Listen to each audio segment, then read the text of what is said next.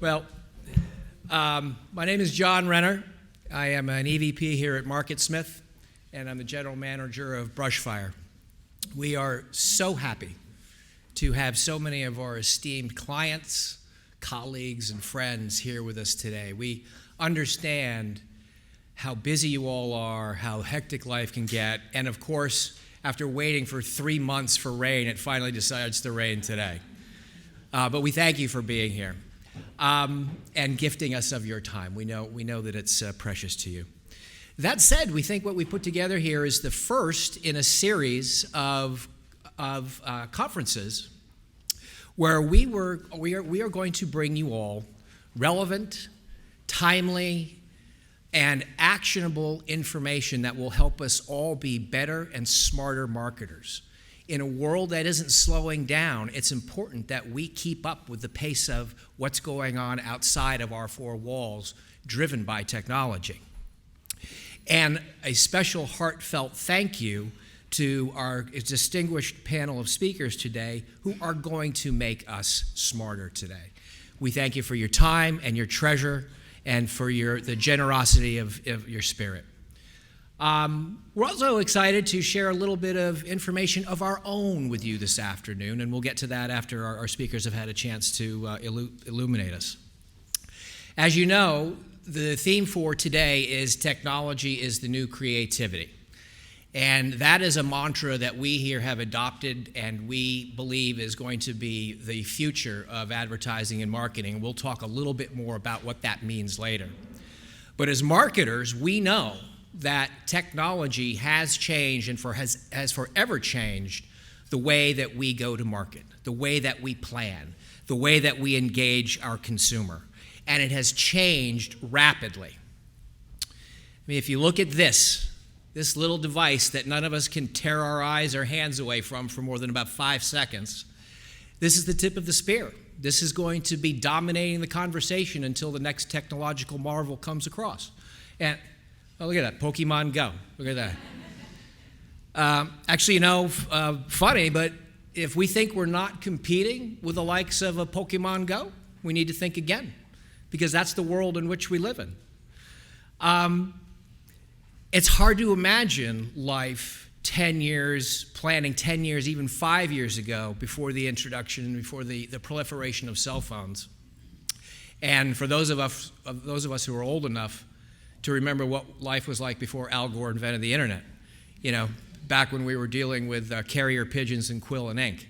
The world has come so far, so fast, and the advent of digital and the introduction of the smartphone has transformed all of our businesses. It has been a completely transformational process for the way we think and the way we plan. And what a diverse group of businesses we have here today. We have leaders in the energy sector. We have the premier maker and marketer of small appliances in the United States. We have the most robust lottery in the United States, and quite frankly, I'll say in the world. There's my table over there. Thank you. We have world-class direct marketers. We have fantastic nonprofits and everything in between. Despite the differences of your missions and our missions, our various goals and objectives, one thing is very constant among all of us, and that is the marketplace in which we are all operating. A marketplace, this arena, has changed and is fluid. And what is now known to become some very smart person termed the market that we're in now, the attention economy. We've read about it, we've lived it, and most of us, even before that clever turn of phrase came about, we knew that was the battle that we were in. And the attention economy is exactly what it sounds like. We are battling for the attention of the people out there who are buying and using our goods and our services. And a recent study suggested that those very same people have an average attention span of about 8 seconds. And in case you're comparing, that's 2 seconds more than your average goldfish. So the battle is real. And this digital market has driven that. it is our market, and going to market, has never been more fragmented, never been so diverse, but never been so powerful and never been so measurable as before. It's never been so fluid and sometimes dangerous. And we're going to talk, all of our speakers are going to touch on those topics today. And it has all been driven by technology. So before I introduce our first speaker, a little bit of housekeeping. We are live streaming on Facebook. So I spent an extra 7.5 seconds on my hair this morning. I hope it pays off. And our Twitter information is, our handle is @Marketsmith, one word, lowercase, and hashtag #TechIsCreativity, capital T, capital I, capital C. So with that, it is my pleasure to introduce today's first guest speaker, Nick Buzzell. Nick, who is the CEO and producer at MBTV.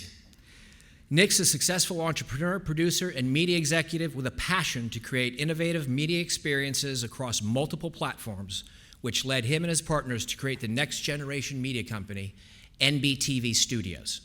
Since NBTV's inception in 2008, Nick and his team have successfully created more than 700 award-winning films, TV shows, web series, and commercials for major brands available on all platforms globally, including NBTV's own premium short-form digital network, New Buzz TV. Reaching more than 80 million devices, including Apple TV, Roku, and Amazon. Nick also leads NBTV's talent management practice, which strategically represents and consults an impressive roster of reality and scripted celebrities, influencers, and creatives. Prior to NBTV, Nick was VP of Operations at Big Fuel, a cutting-edge social media and branded entertainment company serving Fortune 500 brands, where Nick tripled revenue. Come see us, Nick. And rapidly expanded before it was acquired by Publicis, one of my alma maters.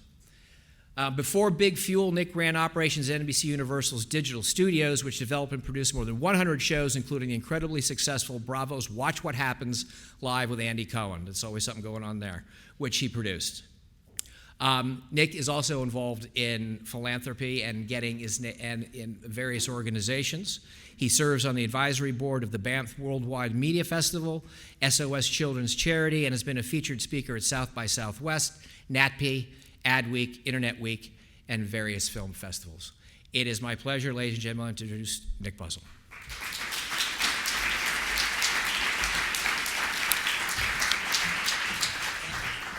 Very nice. Thank you very much. Very excited to be here today.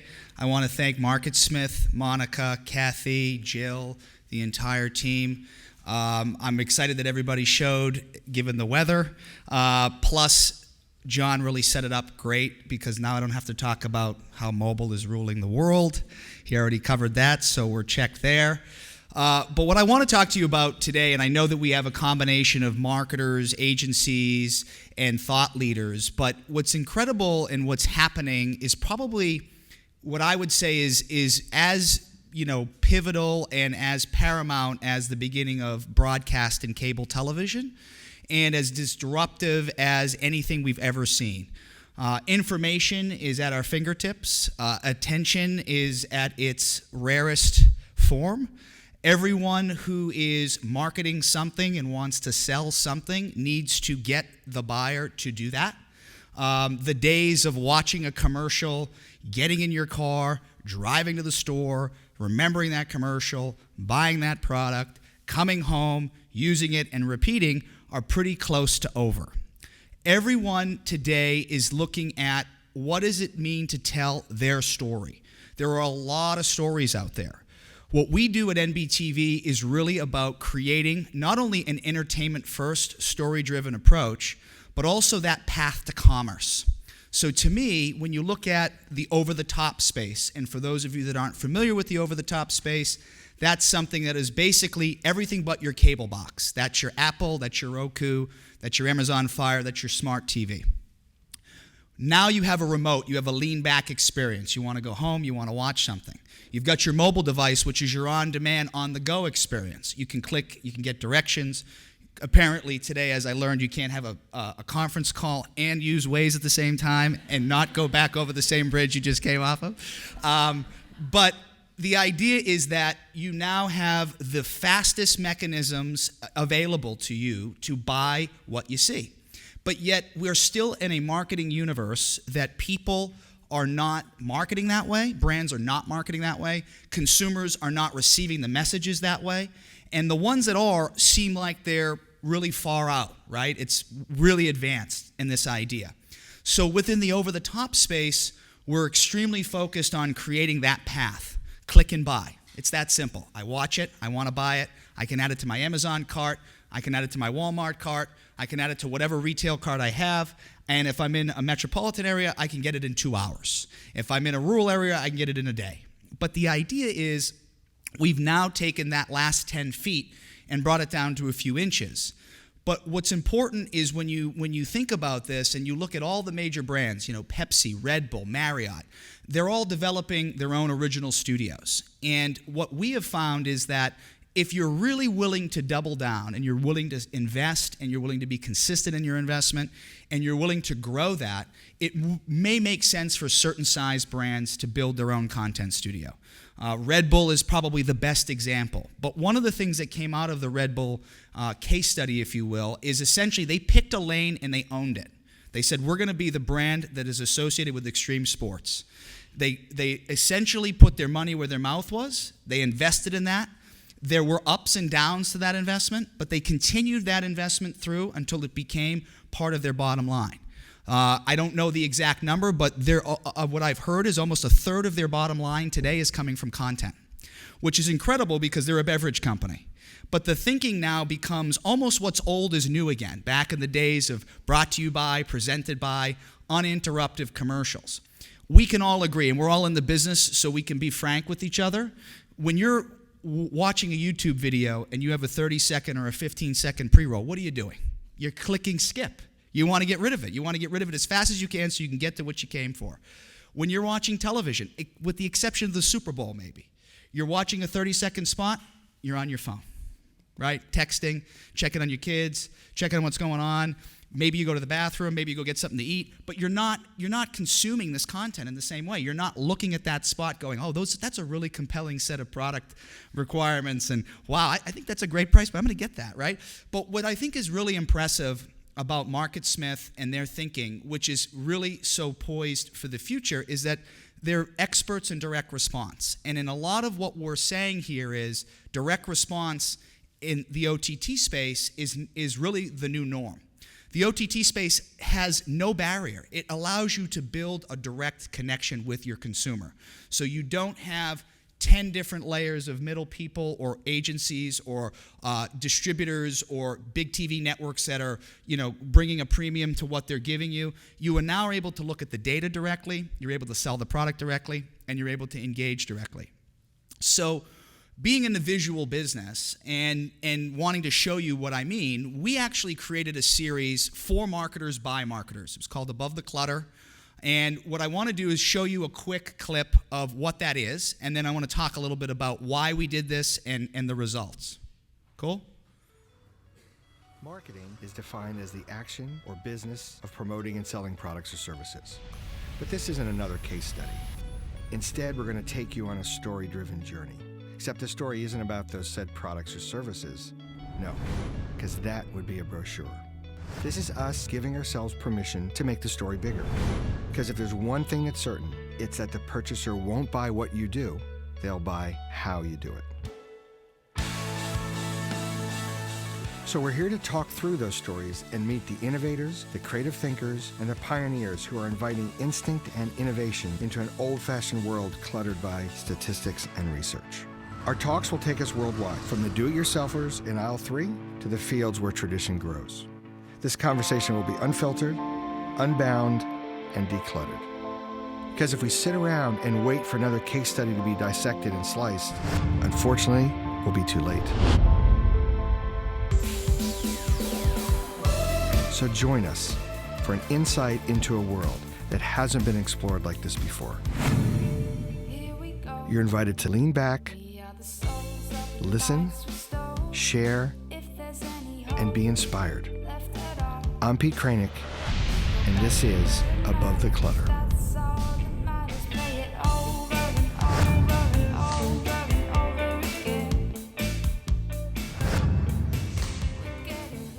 So what we decided to do, as we all want to tell our story, and as marketers, you're constantly being barraged by pitches and decks and all this great, ways that people are trying to get your attention to pay attention to their story.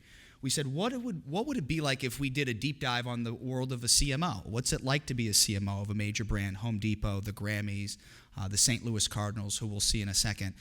What is it like? What are the challenges? What keeps you up at night? What are you doing that's innovative and different? So we created this series, and one of the ways that we did this was a little different, right? Instead of doing the built if sold model, which is a big thing happening, if you've ever been to the New Fronts in New York, all of the digital publishers are essentially throwing these lavish parties saying, we have this huge audience, and if you pay us to make something, we will do that for them and for you. But I think as marketers, you know that, right? You know you have a budget. You know you have to spend it. It's where you spend that budget, right? So what we said was, let's actually give the marketer who's very busy and has a lot going on an opportunity to learn about the industry from their peers. So we partnered with Pete Kranick and the CMO Club, which is a great organization, and we decided to create something that was really entertainment first. And what that means is we didn't sell anything. We didn't pitch anything. We didn't go over products and services. We didn't go over benefits. We didn't go over cost. We literally just let somebody tell a story. We dove as deep as we could into that story. And what we did was we looked for like-minded partners, people that understood this kind of new thinking of entertain first and sell second. So we partnered with IBM, and IBM is a very big organization, 100-year-old brand. Their goal was to let the marketing community know that they have marketing services. Maybe you knew that, maybe you didn't. They spent a lot of money in acquisitions. It wasn't clear to the marketers that they even were competing with Salesforce or Oracle or any of the other players out there. So what we did was we created a show that essentially showed what the marketer goes through, told their story. Helping other marketers see what other marketers are doing is a good way to start. And then we also gave IBM an opportunity to provide some deep analysis, almost like an after show. And what's really cool is that, throughout my entire career, when I was at NBC Digital, we were developing and launching Hulu. And the Andy Cohen show, which is very successful today, started on the web and moved to television with a live audience. We were doing live streaming in 2006 and 2007. Way ahead of its time. Now, today, live is where it's at. When you hear people like Mark Zuckerberg say, in the next 5 years, Facebook will be 95% video, that is something that every marketer in this room should take a moment and really think about. How do you play in that world? How do you play when there isn't a blog or there isn't text? How do you play when everything is visual? And now, when you think about the updating status and the live status, the interesting thing that's happening with Facebook Live is some of what you're seeing, most of what you're seeing, doesn't really need to be live. Like, this doesn't need to be live, unless the roof fell on me or something. That would be a moment of unexpectedness, right? People watch Saturday Night Live for what?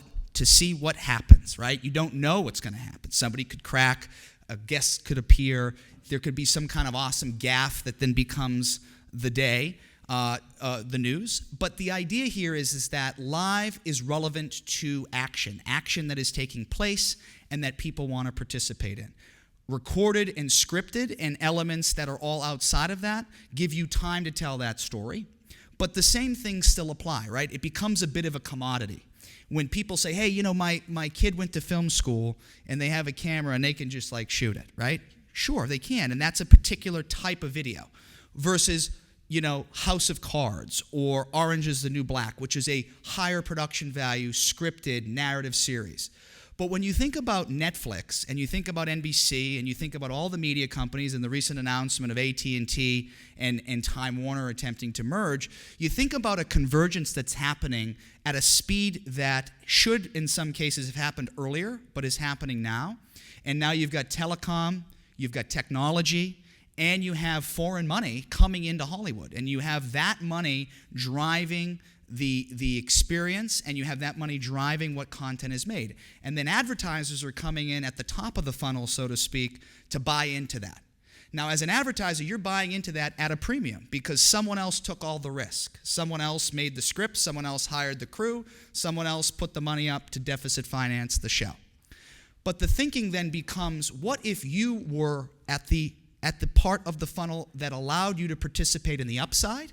What if you were a part of the funnel that allowed you to control or somehow influence a little bit of the story to integrate your own brand? So now, instead of making a 30-second or a 60-second spot that interrupts somebody that they're not paying attention to anyway, you now have made something that's in an authentic way, is inside the content, and I've given you an easy way to get it. So what I think is important to recognize is that no one has all the answers. I mean, I would be lying to you if I told you I did either, right? But to me, it's about aligning yourselves with the right partners. And never before has an agency become as important as ever to drive a lot of the things that need to happen in terms of strategy and long-term approach. But the idea that you need nimble, bespoke partners who can execute these types of things is key. I would highly advise most brands not to develop their own content studio unless they're willing to spend tens of millions of dollars to scale it and to grow it. I would advise brands to partner with companies like NBTV, partner with Marketsmith, and grow that strategy. But think of it through that consumer journey. The idea that you're trying to sell somebody something and you're trying to entertain them. And at the same time, and what we're about to see, to set this up a little bit is, part of this above the clutter exercise was to do this. It's like, how do you show marketers what you do except for showing them what you do? So we took this deeper dive. And the episode that I wanted you to take a look at, it's about a 6-minute episode, but it's very entertaining. And the idea is for you to look at this through the lens of, what is this marketer saying? Did you know what this marketer's challenges were and what they're using to solve it? And part of what I think is also key to remember through this process is, there isn't necessarily rocket science in the idea that you want to entertain somebody and get them to take an action, right? But the mechanisms, all the ad tech, all of the publisher relationships, all of that in their disparate forms is what's creating a friction point. It's making it harder for you to do that. It's more confusing. But at the same time, when you look at this from that perspective of what is the consumer doing, if you're fighting them upstream, if you're interrupting them, if you're creating noise, it'll continue to degrade consumer behavior. I mean, the only reason that we as consumers are used to half-hour comedies and 1-hour dramas with 11 to 15 interruptions per half hour or hour is because that's how it was programmed to us. A network decided, we're going to give you a half hour, we're going to interrupt you 11 times, and we hope that you buy something, right? Scale is important. It's good to be buckshot, but the narrow focus of what's happening in fragmentation, the narrow focus of what's happening with users that are really specific and interested in one thing, comic books, alcohol, even cannabis, as passé or cliche as that may sound today. But you've got these topics, right, that are super, super niche, super fragmented. These are people that are spending money in this space. These are people that are willing to spend money in this space, and they want what they want when they want it. And they don't want to know that they have to sync their iPhone with their Apple TV or with their Samsung device that doesn't work. So as makers of things, it's our job to simplify the process, make it really easy for the user. As storytellers, it's our job to tell a great story and deliver it to that audience in a very authentic, entertaining way. And as marketers, those two pieces together will do everything that you're trying to do and more. So take a look at this episode. I'd love to take some questions after, and I appreciate your time and attention. So, as you can see, the production value was high, the stories were rich, there was an entertainment factor, but then there was also tactical and practical information that came out at the end by the brand who sponsored it. And that, again, goes back to the idea that, and if you look at, what you're doing, and I'd love to hear any of your questions or have any dialogue around this, but the idea is, if you're making an asset, right, if you're making a commercial asset, a 30-second spot or a web series that's all about you and your product, that asset is essentially something that you're investing in and paying for, and its mission is to sell your product. If you make an entertainment asset and you invest in that asset can help not only engage your consumer, but can also talk about your brand ethos, maybe your product if it makes sense, and can have an engagement effect that your commercial might not. But the interesting part of that asset is that if you look at it in that sense that maybe somebody else might want this, if it's entertainment, you can actually monetize that asset. Mondelez is probably one of the best examples. They took 10% of their global media budget and they put it in a pool that said, we're going to make monetizable entertainment content that may or may not have any message about our product in it, which is a really, really big move. But when you think about the fact that they're a big spender in entertainment, they're doing it anyway, but they're not seeing any of the upside. So their examples, the thing that they did where the guy jumped out of the plane without the parachute with the stride gum, they bought the time on Fox, they partnered with Fox, they monetized it with ad sales, they sold the international rights, and they made money on that. So the idea that you can actually use your marketing dollars to create original programming that is entertainment first and potentially recoup some of those dollars is real. And in some cases, if it's done well, you could potentially even have additional dollars coming in on the revenue side, and you can turn that right back into more marketing dollars. So I'm excited about the space, as you can tell, but I'd love to hear from you guys. Any questions, thoughts, prayers? In the back.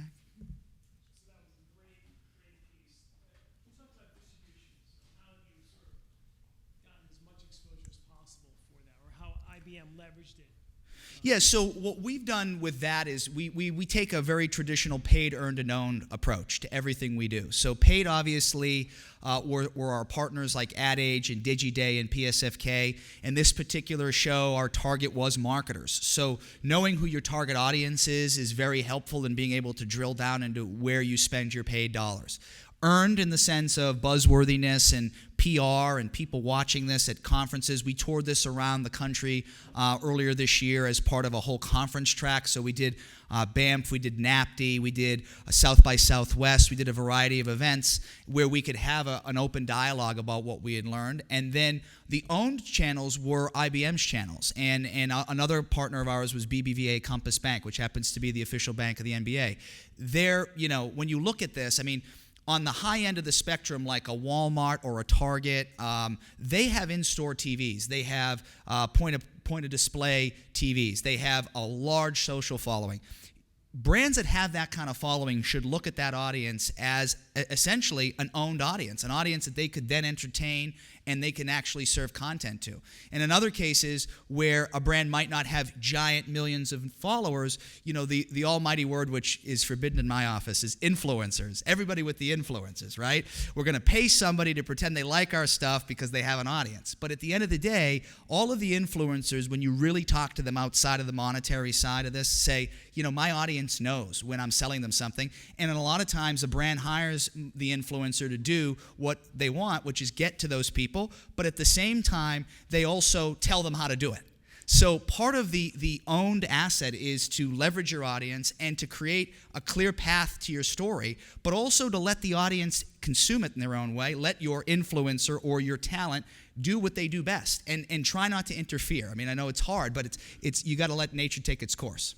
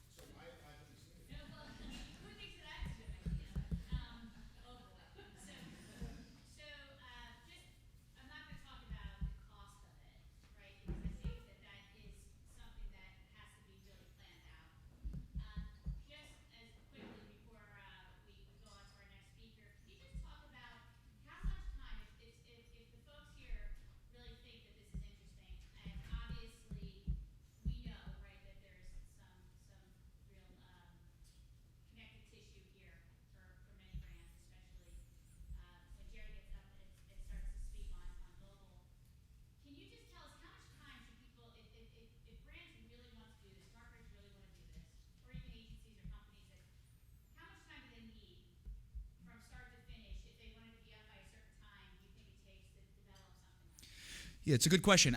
Part of what I would say is this. If it's a non-scripted or a documentary, it can take as long as a couple of months.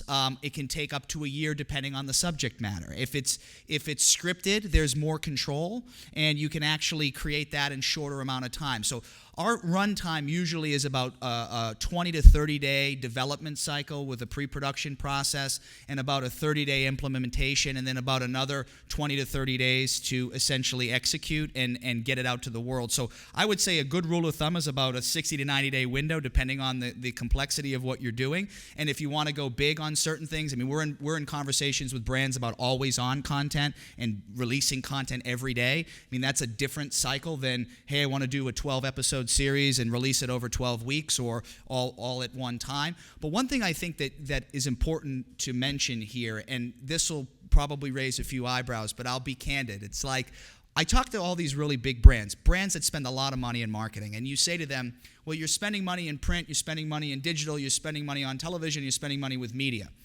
The first statement that comes out is they have 7 or 6 different agencies handling all of that. And then the second piece comes out was, well, we're already planned for this year, we're planning into next year, and we don't have any budget allocated for digital video. And if we do, we have to take it from TV and we have to take it from digital media, and it has to be working dollars and all this internal stuff that makes my eyes roll back in my head. Because at the end of the day, these are all human-made problems, man-made problems, right? This is not, I got to move a mountain. This is literally, we're planning. And I think the challenge that's happening right now is when you're a brand planning into the next year and you don't even know what you did this year worked, or you're not sure yet, and you're still locking your dollars up in a way where you can't actually allocate anything in a swing, there's opportunities that present themselves. I think Chewbacca Mom was probably the best example. You know, she does this video, whether that was organized or not, we'll leave that out. That's an after the cocktail conversation, but assume it was natural. And she did that, and Kohl's responded, and they basically came out with an immediate video that showed them giving the mom gift cards and extra stuff, and it was great, and it was real time. But if they didn't plan for that, how did they pay for that, right? So the one thing I think is important when you're thinking about this is, you know, take the budget stuff off the table and think about it as what you want to do, and then work backwards to how you allocate the money to do it. But not doing it consistently is going to cost you more money. Doing it consistently and building behavior is going to get people to really resonate with what you're doing, and is going to ultimately lift your bottom line. So thank you so much. I'm really excited to be here today. I'll be here for the afternoon if you want to chat, but I appreciate it.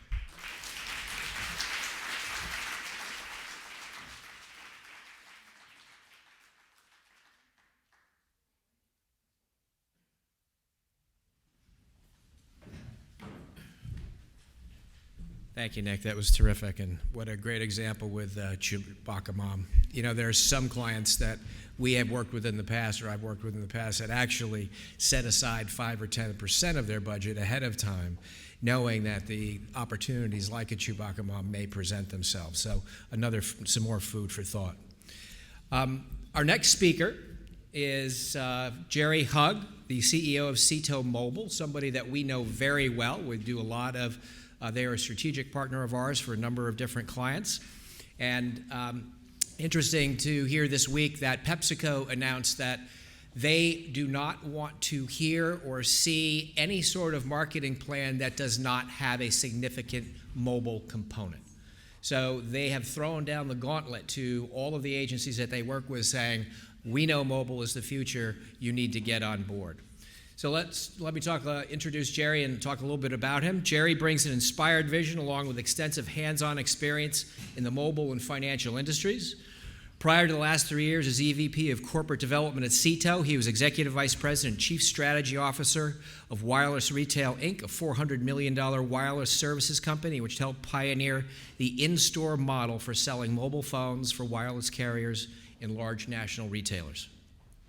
Jerry served as interim CFO prior to Wireless Retail's eventual sale to Radio Shack Corporation.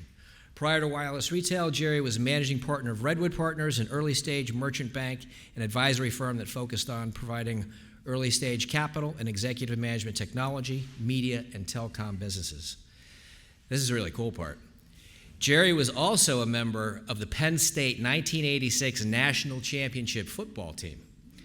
And to some, that was the greatest college game ever played, unless you were a Miami Hurricane fan, then you weren't.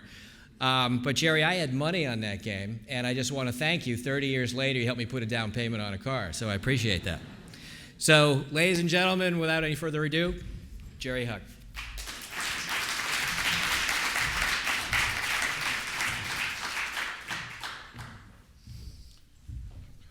Good afternoon, everyone. I'm Jerry Hug, the CEO of Cedo Mobile, and I will, before I start, just share with you all that for me, this is a really interesting and unique experience because this is not the typical audience that I speak in front of.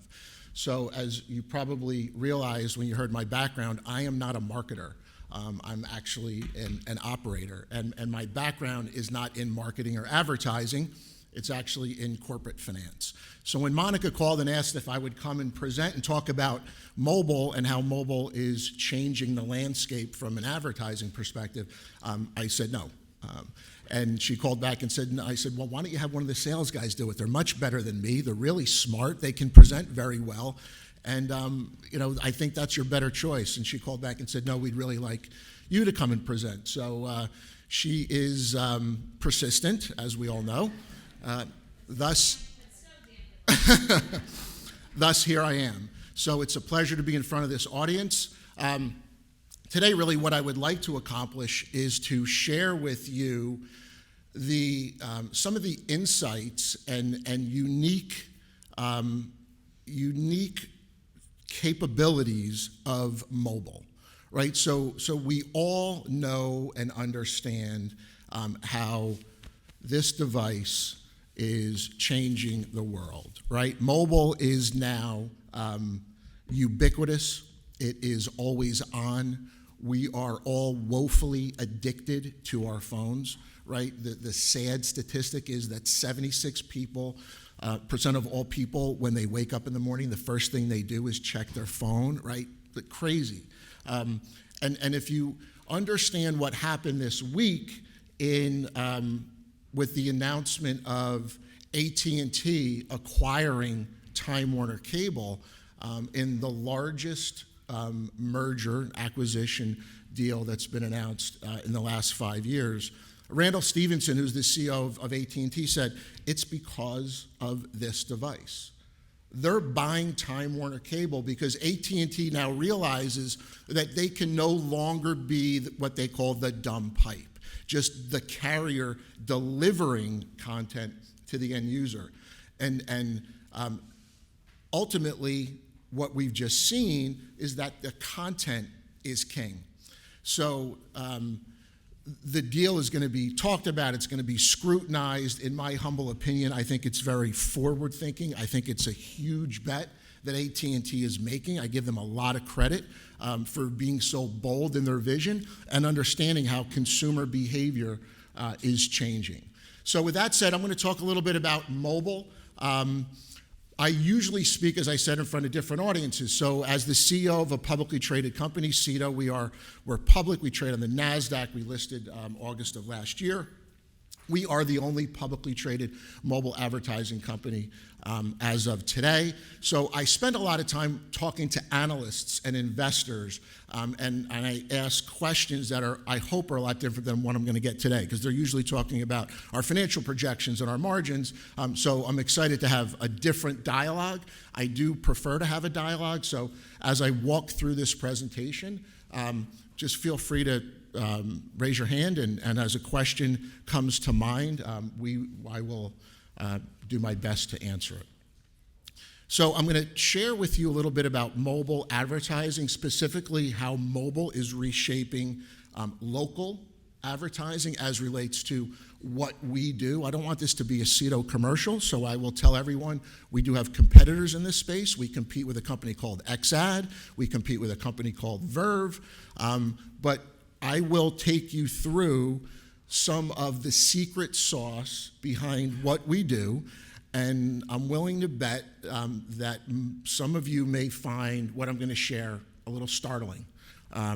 So with that said,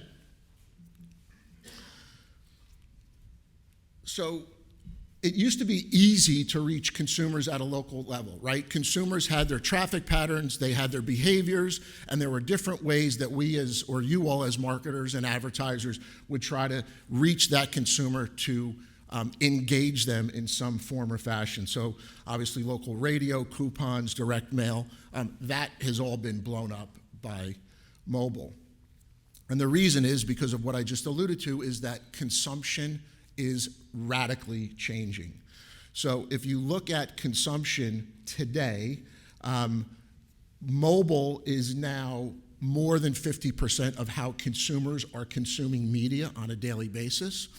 And more so in that, mobile apps have now grown to a point where consumers are consuming 2 out of 3 mobile moments through a mobile app. So the statistic is today that the average smartphone user has about 70 mobile apps on their phone, and they use 7 of them on a very frequent basis. So just quickly, by show of hands, is there anyone in here that doesn't have a smartphone?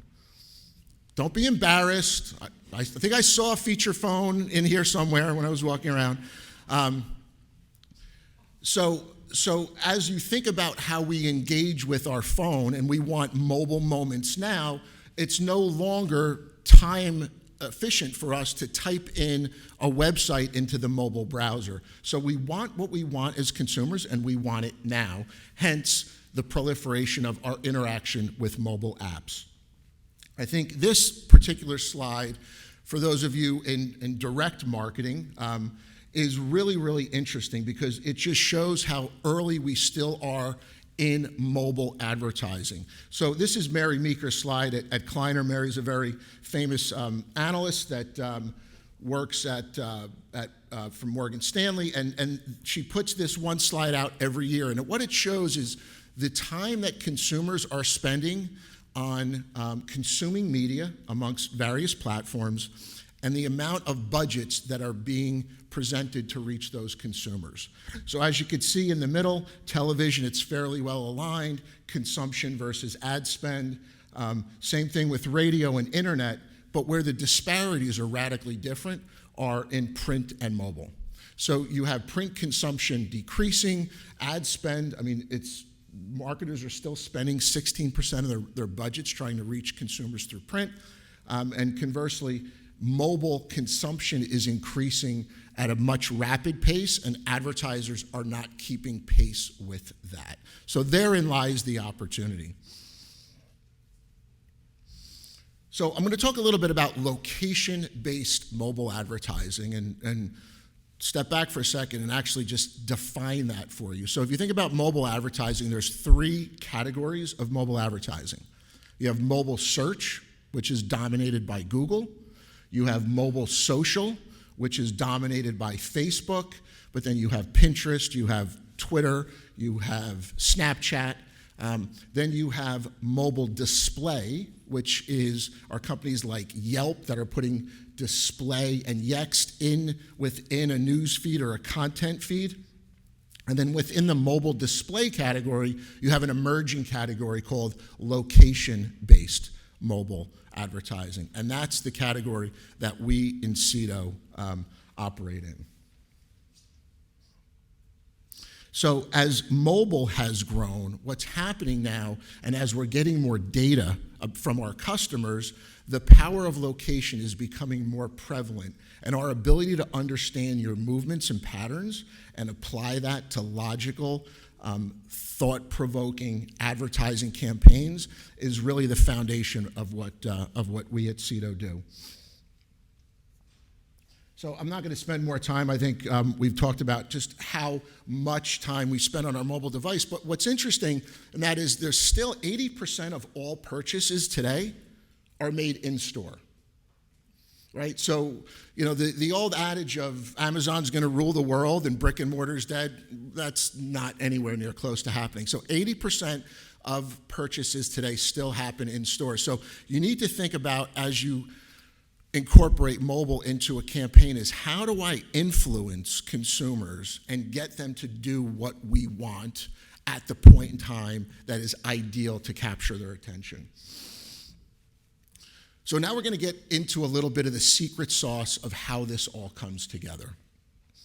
So when the mobile ecosystem was developed, it allowed us as digital marketers the opportunity to start to understand and access some very unique data. So the average person accesses their mobile device 150 plus times a day. And basically the way that I want you to think about location-based advertising is that every time every one of you click on an app, you're basically raising your hand and saying, I'm here, show me an ad. Every time. Now, I've often been asked, well, how do I opt out of that? I don't want to be involved in that, right? And you can do it. I'm going to tell you how to do it. You go into your phone, go into settings, and you turn off location-based or enable location. You just slide on your iOS and turn that off. But what essentially happens is it turns your smartphone into a dumb phone. So that's why most people, if you're using Waze, if you're using local weather, if you're using Snapchat, if you're using ESPN, any information that you want in real time around where you are, people leave on location-based services. So 85% of all consumers leave that on all the time. And what happens is the more time that you interact with your device, the more data we collect on that consumer, which allows us to improve customization around campaigns, which allows us to infer better decision-making when we're buying that media and trying to reach that end consumer, which leads to higher performance. And here's how it happens in real life. So first of all, I should say that all of the data that we collect, and we collect it on hundreds of thousands of consumers, is all done in an anonymized basis. So we never know who you are, but all the data is appended to one unique identifier, which is your device ID. So every one of these devices has its own unique number, just like every car has its own unique VIN. Make sense? You with me? Okay. So the way that this works is that on any given day, a person will wake up in the morning and they will open up in this instance, it's Pandora, at 7:35 a.m. And what happens is when this user clicks on Pandora, we capture data at that instance. We capture the device ID, we capture the location down to 4 feet on a pure longitude and latitude basis, and we capture the time that that instance occurred. And then we look at the frequency of that instance. The next time we see this same device, so now we have a unique identifier, and we're going to look and build a profile on that unique identifier. The next time we see this device, it's at 7:52 a.m. It happens to be at a coffee shop where they've opened up Words with Friends, and we know that because it's at that particular geo-lat long. The next time that device shows up in our platform is at 8:11 a.m. It's at an elementary school when that person is looking at the Food Network app. And lastly, the next time that we see that device during the day is at 12:38 a.m. when they are, p.m. when they're looking at Huffington Post at a grocery store. And then we see that device again at the home address. And then once we see consistency occurring and frequency of instances, we can then infer with a high degree of probability that the address where we've seen that device 320 times in the last 30 days, that's probably that person's home address. Okay? Then once we have the home address, we can then look at what the Wi-Fi carrier is in that house, and we can see how many, and if that mobile device is accessing that Wi-Fi network, we can see how many iPads, how many laptops, how many computers are in that household.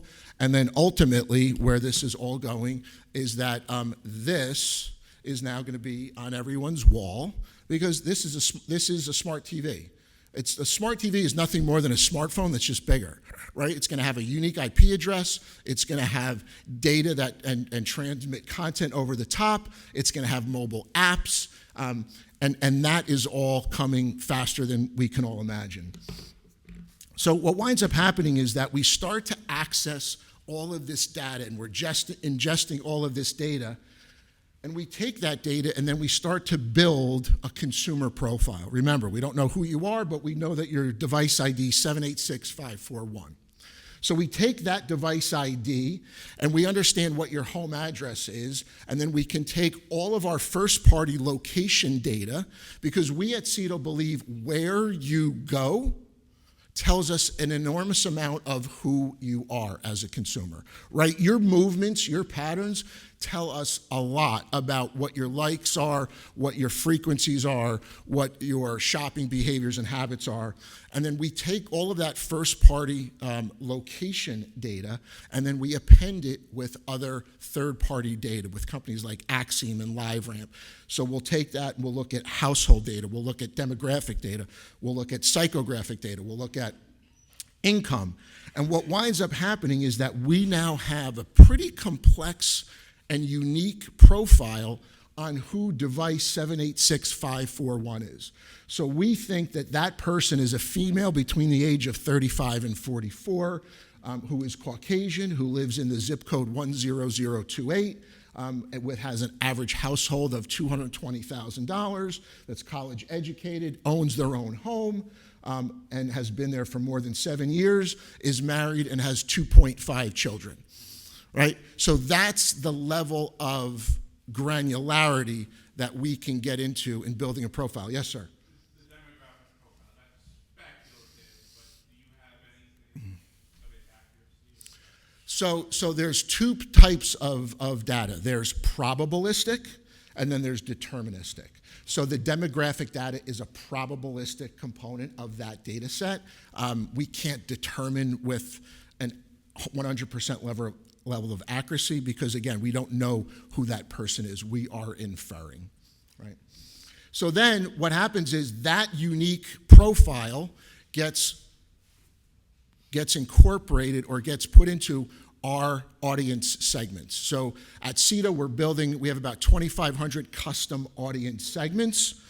So what happens is when Under Armour comes to us and says, we want to only reach people between the age of 25 and 34 that have visited a sporting goods store, a Nike store, which is a competitive store, and a gym, and have purchased sports clothing or sports equipment in the last 30 days, we have that audience built. And when Whole Foods comes to us and says, we only want to reach females between the age, we want to reach big city moms. So females between the age of 35 and 44 that are married with 2 kids, that have visited a grocery store, a department store, or a child care center, that have purchased groceries or women's clothing, and is within 1.5 miles away from one of our stores, we have that audience built. So for us to activate that, it becomes very efficient. Yes, sir? The purchasing data, is that inferred based on visits? They go visit the sports store, so therefore they probably bought sporting goods, or are you able to tie it to actual purchasing behavior? Great question. Did everyone hear that question? Okay. So the answer is we do both. So we have data agreements with companies that sit within the POS system of retailers. Companies like Cardlytics is a partner of ours. So once we have appended a device ID to a household address, a lot of times we can tie that household address to the loyalty card at that retailer. And once we have the loyalty card, we can see what the purchase history is. So that's evolving and certainly a very powerful metric to understand. Yes? So we don't have partnerships with various apps because the way that our system works is we plug into what's called the exchange, and this is very analogous. So CETO plugs into one central portal that has all the apps in it already. So it's incredibly efficient, and we say we don't care what app you're on. It doesn't matter. We just care where you are. So we've got enormous scale.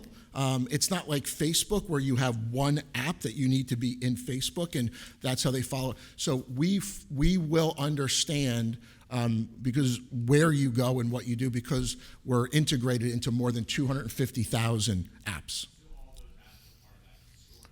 That ecosystem, correct.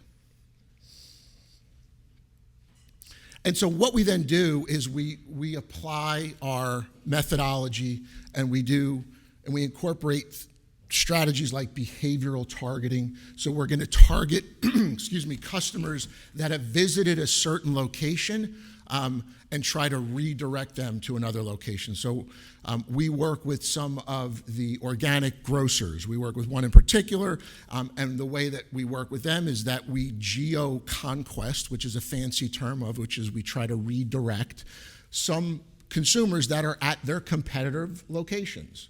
Because the idea is if they're buying that type of category, they want to redirect them to their brand so that their brand is at top of mind.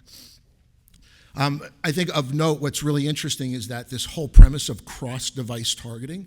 So there's this notion of frequency and reach. Frequency and reach. The more time my brand, my message is in front of a consumer, the higher probability they have with interacting with what we do and our offer. So as we start to develop our data sets, we can now work with across multiple digital platforms. So we can work on mobile, we can work on tablet, we can work on desktop, and very shortly, here in the near future, we'll be working on smart TV. So if you think about being able to serve an ad to someone while they're watching TV, and then as they leave the house, serve the same ad on their phone, that frequency of impression is incredibly powerful. That is correct. All to one unique identifier. Yes, sir. So I recently went on Travelocity to book a flight, and after 5 or 10 minutes, I decided, I'm not really ready to book it yet. Maybe I'll look at it again tomorrow. I'll do whatever. And then for the next 2 days, I just got buried in, take this flight, stay in this hotel, rent this car, whatever. I mean, is there so much of this is positive? Is there a negative side to some of that, where consumers will say, no mas, I want to do something else? Yeah, I think it's a very insightful question. And the difference is, so we believe there is absolutely the nag factor to the point where people just get frustrated. The difference is on desktop, when you search and you go from site to site, there's something on desktop called cookie tracking, where they're tracking your web searches and your web addresses. It doesn't exist on mobile. So that's why you will never see that type of behavior on your mobile device. You're going to be served an ad or a call to action once, and that's it. So I think what's happening is the ecosystems are evolving, and there was a conscious effort by the DMA, the Digital Marketing Association, not to have cookie tracking on mobile devices for that reason. So it's much harder for companies to aggregate data and understand what that consumer is, because if you think about it, when you're at your computer, you're stationary. You're in one spot. So the ads are going to be served upon what you're doing and what you're typing, your search queries, your interests. With mobile, we're going to serve media or ads based upon where you're going. So for those of you in the creative space, I think it's important that mobile is now evolving very quickly. You've got your standard banner ads, you've got your interstitials, you've got video pre-roll, you've got video interstitials, you've got all this rich media, this rich media formats that really can challenge your creativity, and all of that can be used in tandem with getting a consumer to pay attention and interact with your brand. Mm-hmm. So one of the things that we decided to do, given the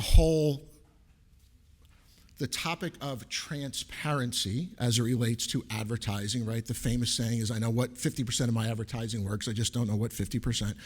With mobile, you can now demystify that. And this is probably one of the coolest things that we've done as a company, and something that we're super proud of, because we can now verify to the clients actually what their ad dollars have done if the goal was to drive people to walk into a store. Because what winds up happening is when we serve an ad to a device, to that device ID, and we're working with a retailer, and that could be a big box retailer, it could be QSR, it could be an automotive dealer, it could be a convenience store, we then geofence all of the locations that have their product, and then we then pick up when this device walks into that location. And it's called one-to-one attribution. And we know that with a very high degree of probability. And then what we do is we report on that now in real time. And what you see here is our transparent reporting suite. And I will say, I'm not from the advertising and media world, and I decided to be the cowboy here. So, and we'll find out a year from now if that was a good or a bad bet on my part. So we decided to take and give our clients visibility into their campaigns in real time. So what you see here is a dash where someone can go in to our system, they can log in, and they can scroll over their locations on a map. They can see in the top left corner what strategies are working. And when I say in real time, it's literally up to the minute. And they can see whether it's retargeting, whether it's geofencing or geoconquesting is driving the most walk-ins. And then we break down walk-ins down to the location level, down to the store level. And you can't see it here, but on the far right hand of the slide over here is that what those line items are is those are specific locations for this retailer, the average number of impressions delivered around that location, the amount of impressions that were viewed, and then the time that it took in days, hours, minutes before someone saw an impression and walked into that store. So it really has empowered us to focus on optimizing campaigns, making ad dollars work super hard, and ultimately the goal is to tie into the point of sale so you can deliver and mobile can deliver on the holy grail of advertising, which is show me that someone saw my ad, viewed it, walked in a store, made a purchase. Right? That closed loop is what we're focused on getting to. One of the things that we'll be able to do for the people in the DR world is that we're going to be able to prove this out for television here in the not too distant future. So we'll be able to show someone seeing a commercial from that household and then following that device and seeing when that household or that consumer shows up in a store. That's all I have. Any questions?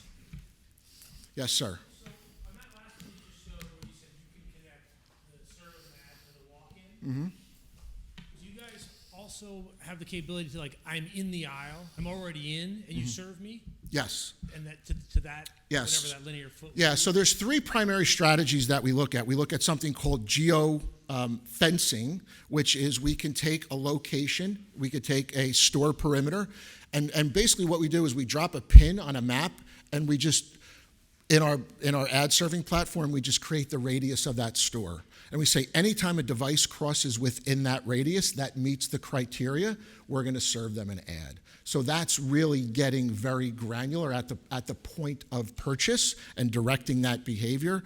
And ultimately, we'll be tying into things like you hear about beacon technology and other smart listening devices that will enable us to define that precisioning.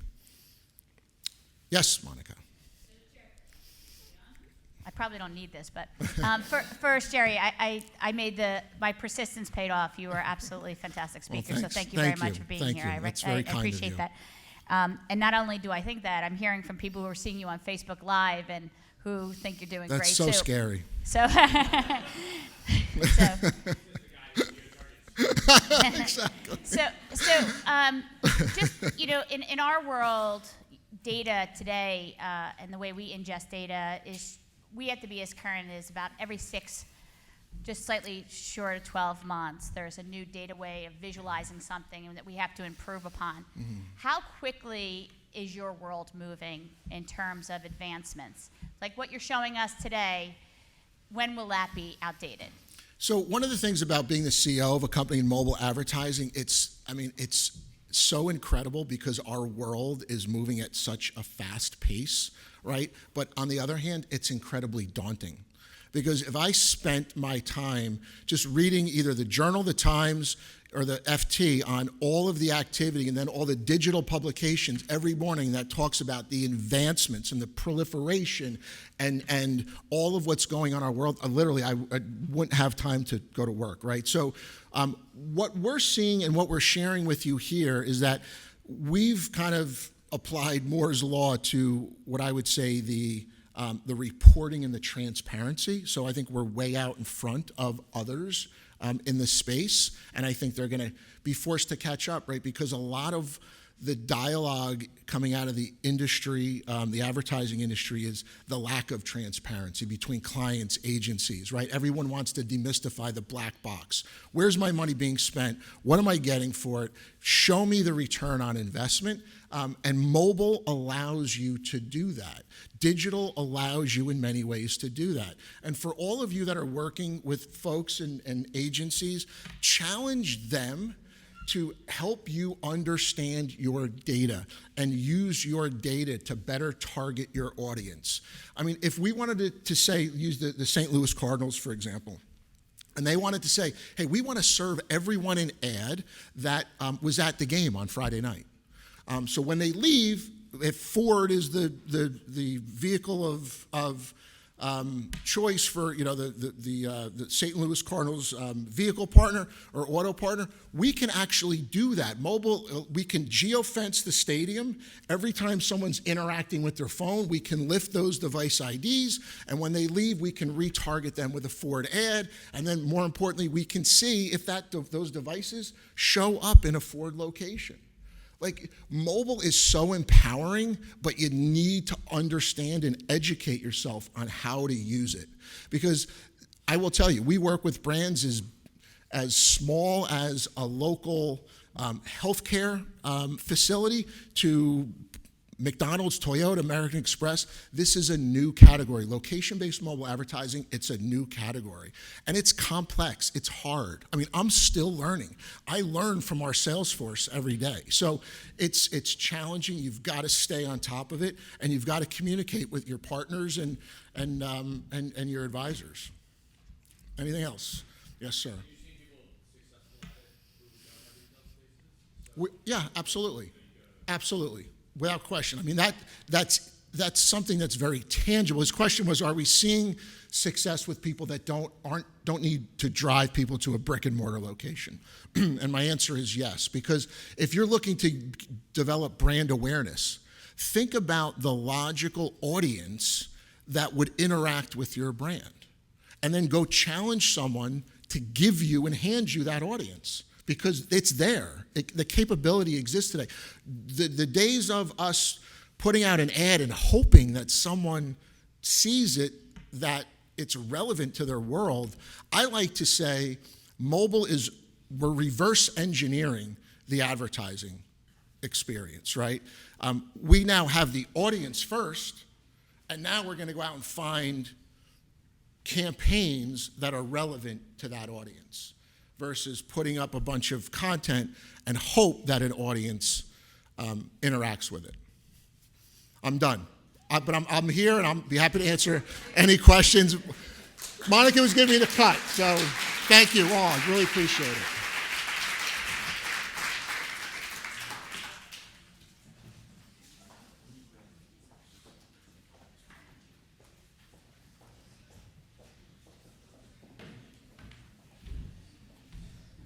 Jerry, thank you. That was terrific. Data and analytics, attribution, hyper-targeting, and the ability to reach your consumer at the right point of the purchase funnel with the right message is just amazing what we can do with mobile.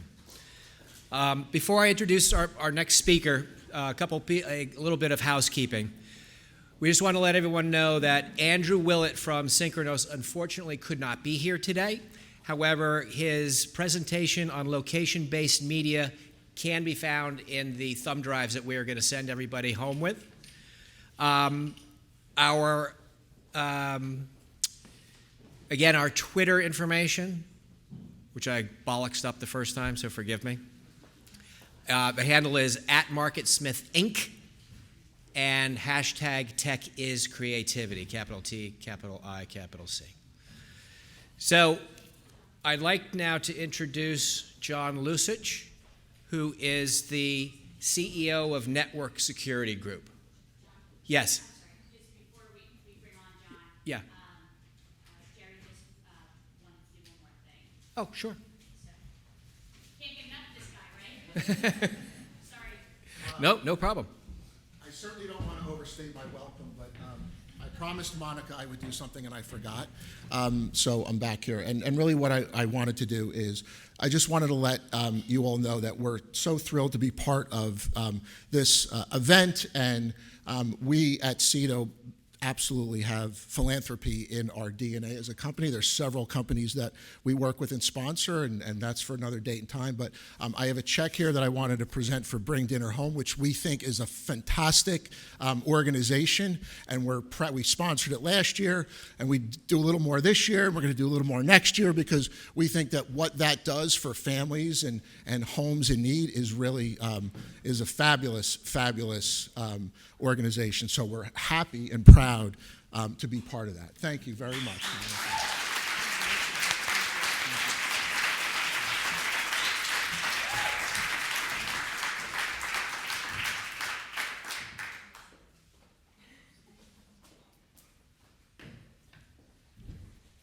Well worth the interruption. Fantastic.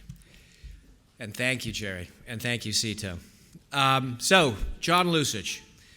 A little bit about John. John is the founder and CEO of the Network Security Group, a network management, assessment, and consulting company that opened for business in January 2000. John is retired from the New Jersey Attorney General's Office, Organized Crime and Corruption Bureau, where he was involved in the investigation of high-tech crimes since 1988. John attended the Federal Law Enforcement Training Center in Glencoe, Georgia, for the investigation of technical crimes in 1990, and he testified before the United States Congress regarding high-tech crimes in 1993. In 1994, John assisted the U.S. Navy working as an undercover criminal hacker and helped identify individuals involved in military computer intrusions. John, are you like Kiefer Sutherland in a parallel universe? This is fantastic. Since then, John has assisted his clients in tracking hackers, stalkers, and helping them secure their networks to prevent further intrusions. He was the keynote speaker in more than 100 network security lectures throughout the United States and Canada. He has been on Fox News, CNN, True TV, HLN, Headline News, and Inside Edition technical expert for the past 7 years, and has made numerous TV appearances on a broad spectrum of technical issues. John also owns 3 other companies, including eForensics, and is the president of the High Tech Crime Network. Obviously, network security is of paramount importance to all of us. It's very timely. It's very topical with Russia and WikiLeaks and everything else. So with that, I will turn this over to John, and welcome.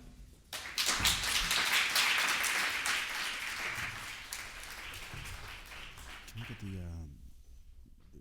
the marker for that? Oh, here they are. Let me just bring this up here where everybody can see it.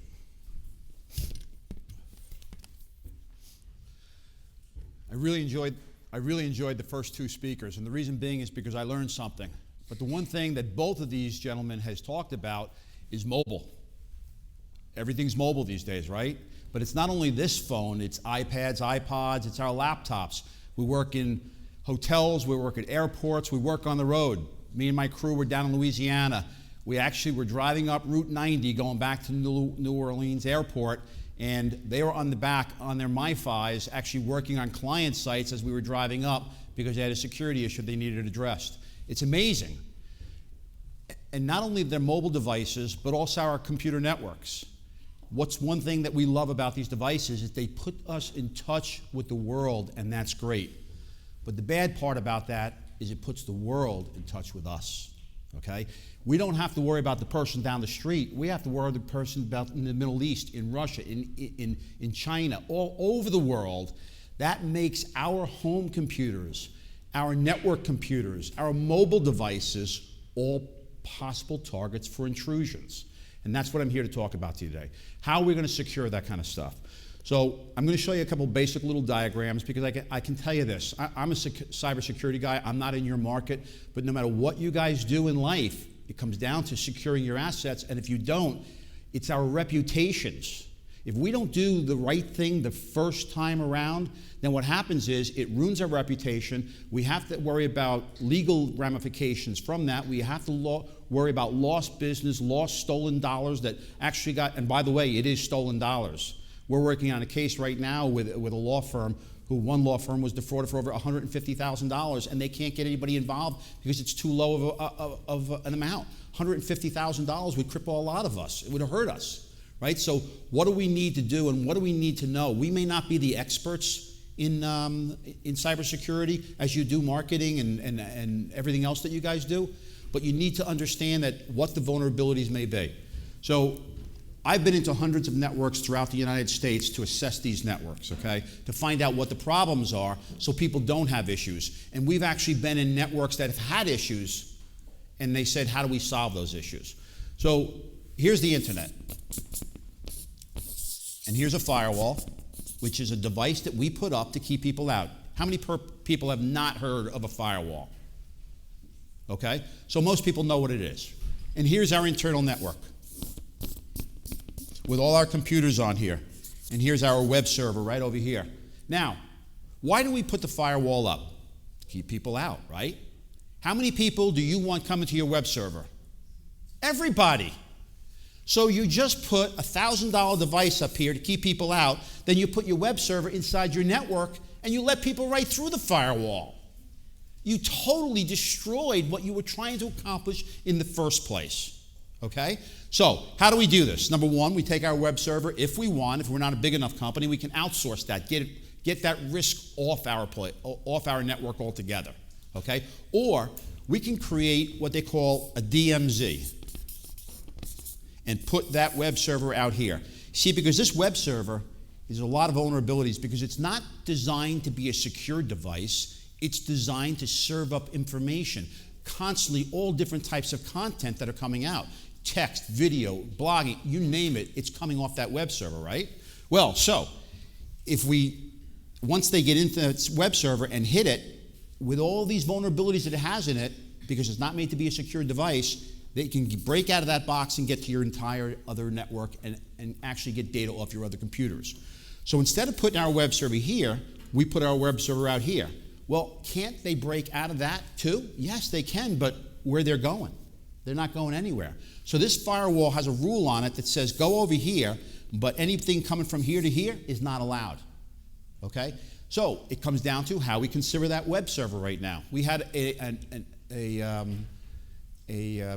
Northeast ISP in New Jersey here that was actually had everything behind a firewall. They did the right thing. They had all their web servers over here. But what they did was they wrote a rule on the firewall that says nobody can come in here and go directly into our internal network. But in case any one of their network technicians was sitting on here, they had the right to go through and grab some files that they needed. Well, guess what? When a hacker took advantage of one of these web servers and was able to break into that web server, since he was then sitting on that box, his source IP showed him on this network segment, and he was allowed to violate their entire network. And he took them down for days and days and days. We figured it out, we got them secured, and we moved forward.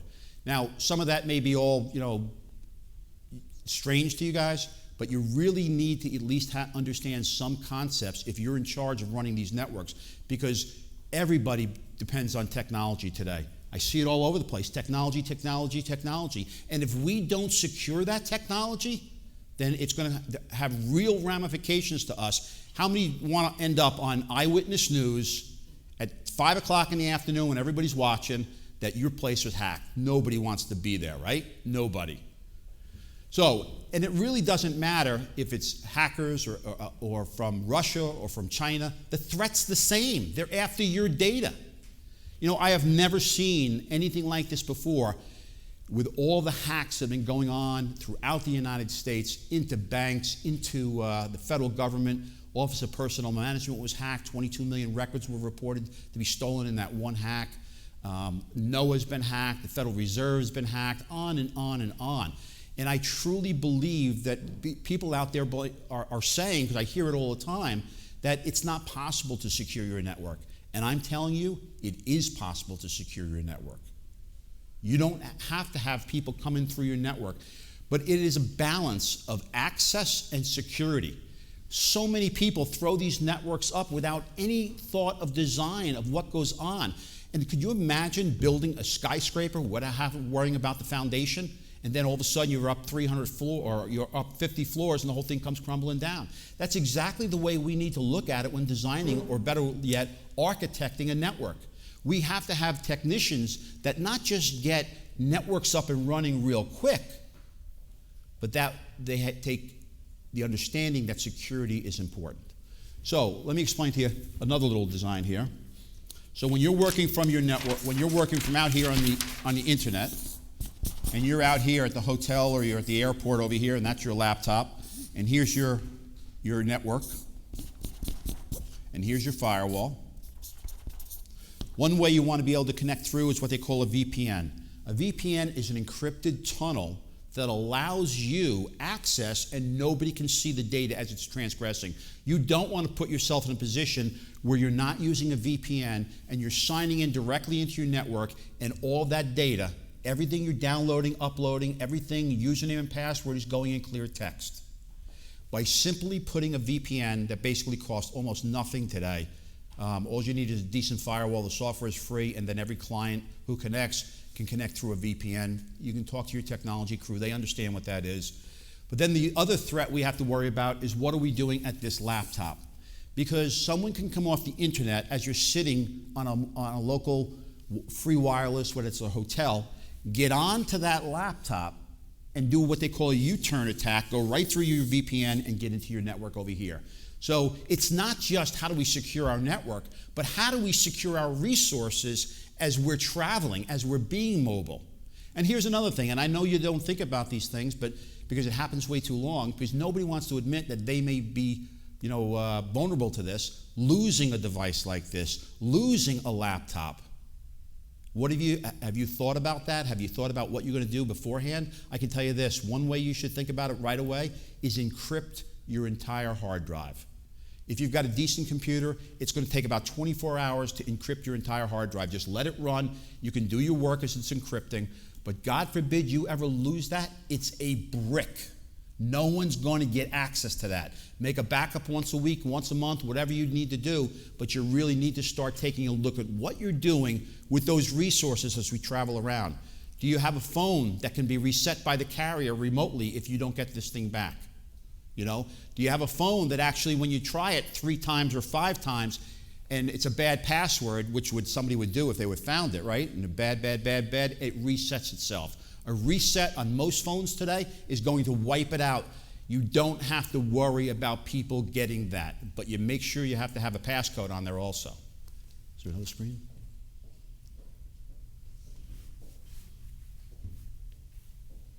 Oh, I do it myself, I see. I usually have people that do this. Okay. I did a lecture the other day and somebody else was doing it for me. So I have 3 this week. So why intrusions occur? Lack of assessing and mitigating the entire risk. They look at the network and they try and secure that, and they forget about everything else. But like that U-turn attack or what we're doing with our cell phones, they all have access inbound to our networks, and we have to worry about that. The greatest threat is seen from the outside. Oh, those are bad people on the outside. Let's keep them out, right? But we have people on the inside, not bad people, but sometimes I believe their behavior can be reckless because they keep clicking on things. If you look me up on youtube.com and you put my first and last name, you're going to find a bunch of videos I say, stop clicking, stop clicking, stop clicking. I get jokes, I get all kinds of stuff every day. I delete. I'm not going to infect my computer. Anybody not heard of ransomware? Ransomware gets on your computer, it's encrypting everything. If you connect to your network, it's encrypting everything that you have access to on your network. You're not getting it back unless you pay thousands of dollars. How do I know this? Because several of our clients who didn't listen to us actually got a ransomware. We had one lawyer who wasn't our client who called us up and said, hey, what can we do about this? I said, the only thing you can do is pay them. And you're lucky if you get the unlock key. We actually unlocked 2 of our clients, so we were lucky that 2 of our clients who didn't listen to us, oh, and by the way, after they got hacked, they finally listened to us. They backed their data off-site now. So you really have to watch clicking stuff. Oop, let me go back. Okay, use of static and easily guessed passwords. Here's an easy one to do. If you just come up with a system in your head that every time you see an A, you're going to put an @ sign, or every time you see an O, you're going to put a 0. So any ANY 12KN0. Anyone to know. That's a good password. It's uppercase, it's lowercase if you want it to be. It's characters, and it's numbers and letters. Don't make it easy for them. If you're putting something simple and they call it dictionary word attacks, if your word is in a dictionary, it's likely you're going to be hacked or could be hacked. Remote and mobile users gaining unauthenticated access, which means no VPN. Remote and mobile users transmitting information across in clear text because they're not using a VPN. Defense in depth strategies not being implemented because, yeah, we have stuff that protects our network, but we're forgetting about the laptop and U-turn attacks and everything else that can happen to us. So my point about all of this is that it's not just one thing in security. And security is not static. It's always changing. New devices are being added to our network. As he said, new technologies are being added, right? So we always have to keep up with this. We always have to know what the threat's going to be. Designing secure networks. Okay, I thought we had more slides on that. So, someone cut it back on me. But it okay. Cyber threats and vulnerabilities, weaknesses, Chinese, Russian, terrorists, hackers, and traitors. It doesn't matter. It doesn't matter what the threat is. The threat is the fact that someone's trying to get into your network. You know, someone asked me, why do you think that we always have a lot of these intrusions now that because this is the worst I've ever seen, okay? And it is tough. I think it's the lack of our response. What have we done to Russia in response to a lot of the so-called hacks that come from Russia? What have we done to China over the years? If we don't have a response, people are definitely going to be attacking us more and more. We work with a lot of great major corporations. We've been into casinos, we're in law firms, we take care of police departments, we do a lot. These places haven't been broken into. A couple of our clients have been broken into before they got to be our clients, and they haven't been broken into since. We go into networks that don't have firewalls. We go into networks that have the weakest type of security ever. It is amazing how big corporations could be out there and have this not in place. So everybody really has to go back and just take a look at what they're doing. So because we suffer direct financial loss, which is stolen dollars, get money out of our accounts right away. Direct financial loss is stolen data. Our code is being stolen, okay? Could you imagine, one of my companies is a software development company. We write a lot of different applications. How I could be out of business overnight in that if all of a sudden my code was made available? We're very, very stringent of where that code goes, who has access to it. We have non-disclosures and non-competes with all our programmers that work for us. Recovery associated with the cost. It is huge. There is a lawsuit going on right now between a major casino and a security cyber firm like myself, but it wasn't us, who they came in and cleaned up the network and said, you're good to go. And 3 months later, they were hacked again, and they found out that the reason being was because the cybersecurity firm didn't find all of the files that were left by hackers, and hackers were able to get back in. So there's a major lawsuit going on with that. And then civil or criminal liabilities. What happens if our stockholders sue us, or if people walk away from us because we're not secure? So indirect reputation, loss of business, unfair competition, people using my own code against me, legal and operational costs pursuing suspects. We have people that hire us to go after these people. We had an insurance company that hired us to track down a hacker who brought them down in 3 countries. So we were able to put an affidavit together, and a federal judge issued a warrant when we identified this individual. The judge ordered the U.S. Marshals to go with me, and we went to the gentleman's house. They executed the warrant, took all his computers, turned them over to me in his parking lot. We did the forensics on it, and he settled out of court with the insurance company. So is it possible? Yes, but it's very, very, very costly. And at the end of the road, maybe it wasn't a stupid hacker like this guy was. Maybe it's going to come back to a free wireless at a hotel, a free wireless at a Panera Bread. It's a free wireless anywhere, dead end, right? Well, depending upon what's going on with the case, maybe you can talk the hotel or the establishment into giving up the videos of who was sitting there. But the good thing and the bad thing about wireless is it can go for some distance, right? So you don't have to be inside the hotel often. You don't have to be inside the Panera Bread. You can actually be sitting outside. And then you may not come up on video. So there's a lot of things going on, but if you just secured it the first time, you wouldn't have to go through it the second time with all these other costs. Just do it right the first time. Because at the end of the day, after you go through all these different costs, you're going to have to do what you should have done in the first place, which is secure the network. So, security incidents and increased risk to corporate information and networks are on the rise. And all of us see it every day. You can't go out there without hearing more about hacks. Look at what happened to Podesta, right? It's sad what happened to that guy. But the guy doing those type of emails shouldn't have been on a public server like that.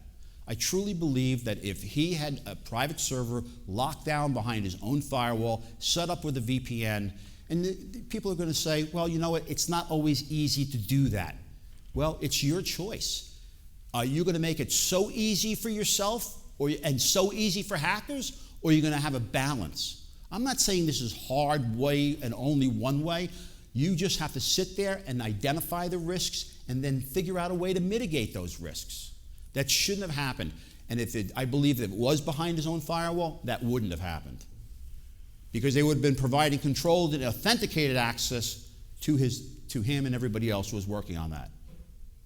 Protecting information as it transgresses public networks, and management needs to develop an ROI or business enabling solution. Well, that's a problem here. You see, in major corporations, they often are run, believe it or not, technology crew is often run by the Chief Financial Officer, CFO. And, okay, so this person has no background in IT, and he's running a technology group. And on top of that, he's got to make decisions about financially what to buy and what not to buy when it's his job to cut costs often enough, right? So I think it's in direct opposition to what he should be doing. And then at the end of the day, when the place gets broken into, he's going to say, well, the technology crew should have known all this. Yeah, but you're the one who turned them down for everything. And I often tell people that when they, and I'll end it up with this one, but when they actually do get hacked, before they get hacked, they need to start documenting this with upper management, saying, I tell you you need this, and if you're going to turn it away, then it's your fault. But put them on notice. I so need a microphone. John, thanks so much. This is, I think, very, very timely, and it was really important for me to have you here. I just want to make sure that it's clear your message. This is a threat to all businesses, and you recommend that every company, no matter the size, should have an outside company at least come in and check to make sure that their security or the way they're going about their cybersecurity is checked in this new world order that we're facing. Right, and let me just say this. You've got to make sure they got a great reputation. We actually took over a network that was run by a place right here in New Jersey, and they were a professional organization, and the place we were checking didn't have a firewall. Now, I know what they were saying. They would say, well, they wouldn't approve it. But you know what? If someone doesn't approve the firewall when I'm managing your network, I'm walking away from that because I don't ever want a client to say, I got broken into when the network security group was running their network. We walk away. You don't listen, we walk away. Thank you very much.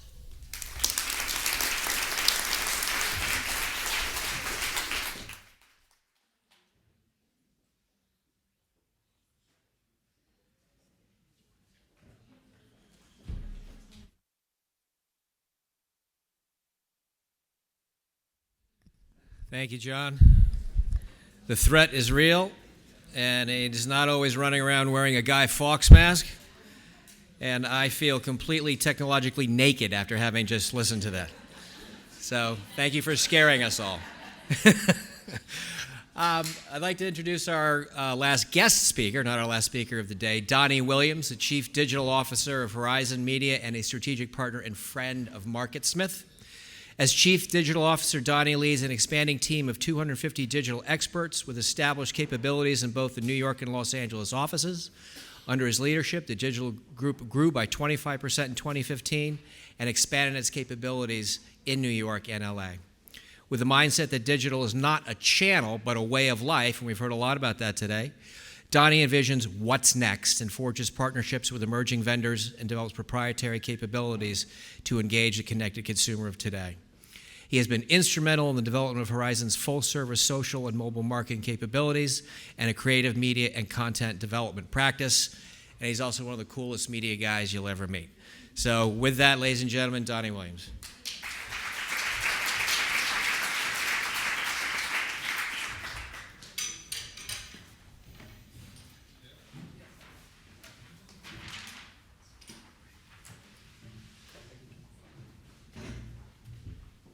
The coolest guy you'll ever meet. Yeah, and it's mostly the shoes. Hey guys, thanks for having me. This is a blast. I've realized now in sitting through a handful of these presentations, which have been wonderful to date, that I kind of wish I would arrive just for my own kind of segment, my own speech, because I get so caught up in what other people are talking about that I lose my train of thought. And now I don't know what to share with you guys, which is unfortunate. But let's give it a shot, shall we? Let's see what's first. That's a picture of me up there in the upper left-hand corner. I'm Donnie Williams. I'm the Chief Digital Officer for Horizon Media. The introduction was wonderful. A lot of what he spoke about is true. I've helped design services that extend beyond our core business. For those not familiar with Horizon Media, our core business is media investment. We're about a $6.5 billion organization, the largest media buying entity globally. So that's Horizon's core, and I provide supplemental services to clients, some in this room, a whole slew of others that are represented here across our social marketing, the social marketing platforms, across mobile marketing solutions, the analytics space, certainly programmatic space, and now in the creative space as well, creative and content strategy space. All of these things are intended to answer the question that it was posed to me on phone call with Monica and Kathy a few weeks back, which is, hey, what are those core challenges that CMOs are facing today, right? Because our organization is really a reflection of what our clients need and want on a daily basis, which is the creation of value and successful advertising campaigns. Does that make sense to everyone? All right, so let's jump in. It's the first joke of the presentation, guys. I'm not here to talk to you about virtual reality, though I was out in Los Angeles last week, and I hosted a summit on virtual reality. The funny thing there, of course, is that virtual is a fun, immersive space. It's certainly an area that's going to grow in terms of interest for consumers and marketers alike, but it doesn't deliver on near-term value. I think it's funny always. You guys don't seem to think it's quite as funny when I'm like, hey, I'm the Chief Digital Officer, and virtual is the place where you got to sink a lot of your investment. Perhaps not. Let's move on. We can move on. We have other slides in here. This is the challenge. This is the real challenge. And Gene, myself, were talking about this earlier today. It's how to kind of position marketers within a world that's more complex than it's ever been in the past.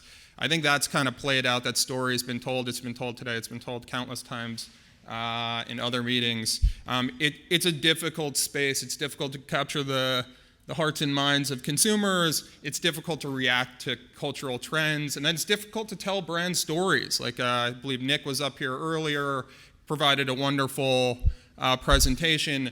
What I walk away with that from is like, hey, you need to have a content strategy, you need to have a distribution strategy, and you need to be able to assess whether or not that's working hard on behalf of the brand and your marketing challenges. No problem. I'll go off and I'll get that done tomorrow. That's an impossible dilemma for marketers today, and organizations like ours are here to try to provide value and help people bridge the gap between kind of theory and execution. There's other layers to this challenge that I hope you guys are familiar with. This is one that we're combating on a daily basis, of course. This is a visual representation of ad blocking. How many of you folks have installed ad blockers? We got one or two? Come on, are you serious? So roughly 30% of today's kind of internet user, internet consumer on the mobile device is installed an ad blocker, which literally means that the message that we're trying to convey, the proposition that we're trying to provide to consumers is getting lost. It's getting blocked. So another way to interpret that, of course, is that you're losing out on 30% of an audience opportunity. Another way to interpret that, of course, is that you're wasting 30% of your dollars. Those dollars could be invested somewhere else. Ad blocking is a profound issue. It's a very tactical issue, but it's one that's having an important and meaningful impact across the brands that you represent, the brands certainly that I work with on a daily basis. There's all these other really fun ones. Are you ready to rip through them pretty quickly? How many people are familiar with viewability? It's a challenge. How many people are familiar with fraud? Fraud is something that's not great for us either. What else do we have going right now? Transparency is one that kicked up a little bit earlier. Of course, that's a big issue. A lot of these things are kind of the operational or logistical aspects of digital marketing today, each of which is really important to navigate, most of which marketers aren't equipped to navigate. Our organization focuses on a very simple model, which is represented right here. It used to be two parts, we've now added a third part. One, innovation, and I'm going to show you how we do that in practical terms from a structural standpoint because it is relatively complicated. The second is agility, ingesting technology partnerships and platforms, learning how to utilize those partnerships and platforms effectively to turn around what is now the new piece, which is increased demand and conversion, right? So when folks come to our organization, Horizon Media, certainly when folks come to work with Marketsmith, they say, hey, I want to be better tomorrow than I am today. That's why I'm embarking on this mission with you guys. If any of the parts of this particular equation fall flat, then we're not doing our jobs, and we sacrifice a relationship that we've established, right? Does that make sense? Give me some head nodding. Give me some energy. Thank you. That feels better. We're all here together. This is better together. This is how we do this logistically, or operationally, I should say. So again, we have this core business. This core business is media investment. You guys are pretty familiar with that, I would think. We have surrounding businesses, which are these small circles. Within those small circles, what you have are things like programmatic investment, dedicated teams to just bid-based strategies, platform-based strategies, somewhat sleepy, but something that we do. Creative and content distribution, creative and content strategy, dedicated teams that are sitting around saying, hey, I'm going to synthesize all this audience intelligence that can be captured across social media platforms. I'm going to turn that into a relevant message for the consumer today. That's like Facebook, that's Facebook advertising. Analytics, not just measurement, how many impressions do we have there, but how are those impressions translating into business return, right? So we can make decisions, we can get you guys excited about the decisions that we're making.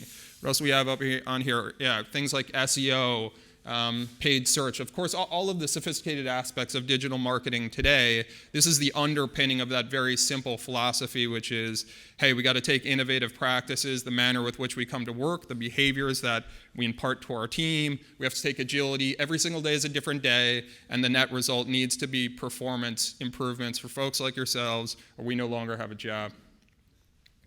A couple quick examples. So one of the things I challenge my teams with is thinking like a marketer, which is really, really difficult. One, because I'm not a marketer and our organization's not a marketing organization. Thank you. I appreciate it. Hey, this has been great. Am I too close to this thing? All right. What happens if I do turn this down? Do I get that fun? It was so much more fun before. Can you guys still hear me? Yes or no? Now it needs to be out? Just stand further away? Stand closer. Is this close enough? All right, I'm going to stand about this distance. I'm going to keep the distance I was at. All right, so practical application, okay? So think like a marketer. What does that mean? Well, one of the things it means, of course, is what are the big challenges that we're at a distance from when we're trying to deliver against a marketing objective, okay? And these are just illustrative, okay? So one of those things are how do I invest my dollars? There's certainly all this diversity, complexity, and proliferation of different channels. What's the best way to invest? Does that resonate? Do you guys have questions about that? Hopefully a handful of you do. The next piece of it, for every dollar I invest, how much can I anticipate? ROI analysis, predictive, and also ongoing analytics, of course. Another piece of it could be like, hey, what's the right message to deliver at the right time? And then, of course, where's the composition or the concentration of my audience? Those are all really profound questions for organizations like ours to tackle. And I feel like in our space, you can go one of two ways. You can go really kind of art around that, what I call art, which is provide some subjective layer and determination factor. Hey, TV's worked in the past, so let's invest against TV in the future. Pod positioning. The theory is the further up in the pod I am, the better it's going to. These are all simple, perhaps poorly chosen examples, but there is some subjectivity to other organizational approaches. We've kind of gone out and invested in tools that can be developed, shaped, and provide resources back to our clients that specifically address these challenge areas. Right. So all of these fun little brands that you see up here, CCRI, Blend, Cadence, and Brand Ratings, these are tools that we've created to address those individual questions and that strip away subjectivity and focus on core marketing objectives, core challenges, core messaging strategies, and eventually end up with a very good guess at where you should be spending your dollars. It takes away some of that risk that we talked about earlier as a result of the complexity within the space. Does that make sense? There's a whole S-load of stuff that comes along after that, but I wanted to show you guys at least a few of the areas where we're investing today so that we can knock down some of these challenges, not in this kind of arts manner, subjective manner, but in a real objective kind of thinking through business challenges and potential outcomes based on what we know about media channels, consumer preference. Tracking? Where does that bring us? Well, as an organization, we've been relatively successful over the past, since I started. So, you guys like that one? All right. That's been over 10 years, by the way. No, it brings us to what is going to be my kind of crystallized theory in this presentation. It brings us to unique media opportunities that both create value propositions for consumers, but also create commercial value for organizations like ours, and then return for companies like the wonderful companies that we work with, the Burger Kings of the world, the Jack in the Boxes, Capital One, Geico, so on and so forth. The result in the trades can be shinied up or dusted off, but it's unique. It's unique media propositions. The first people to spend performance, or the first people to guarantee programmatic performance campaigns, the first people to deliver on transparency and a scalable proposition around programmatic, the first people to launch an invention program within the walls of our organization and anoint a chief invention officer, an organization that's invested heavily, we're a media company, an organization that's invested heavily in long-form content production, creative capabilities. All of these things become really easy kind of avenues to explore when you have real concrete underpinnings to help push you in a direction. Right? These aren't risky media propositions nor operational propositions because we know what works already. We've kind of created our own solutions. We've created our own value. Does that make sense to you guys? So we're placing our bets where our mouths are. We're placing our bets where our mouths are. I'm going to leave you guys with that one. This is the future of our company right here in one slide. I probably could have just flipped to this slide and kind of spoken off of this slide, though I'm not sure it would have made any more sense than I'm making right now. We are heading very quickly as an organization, again, a reflection of the CMOs that we partner with on a daily basis. We're heading very quickly toward two hands, both of which are upside down in kind of a fashion like this. Marketer is saying to us, hey, I don't want to work with you unless you're delivering value.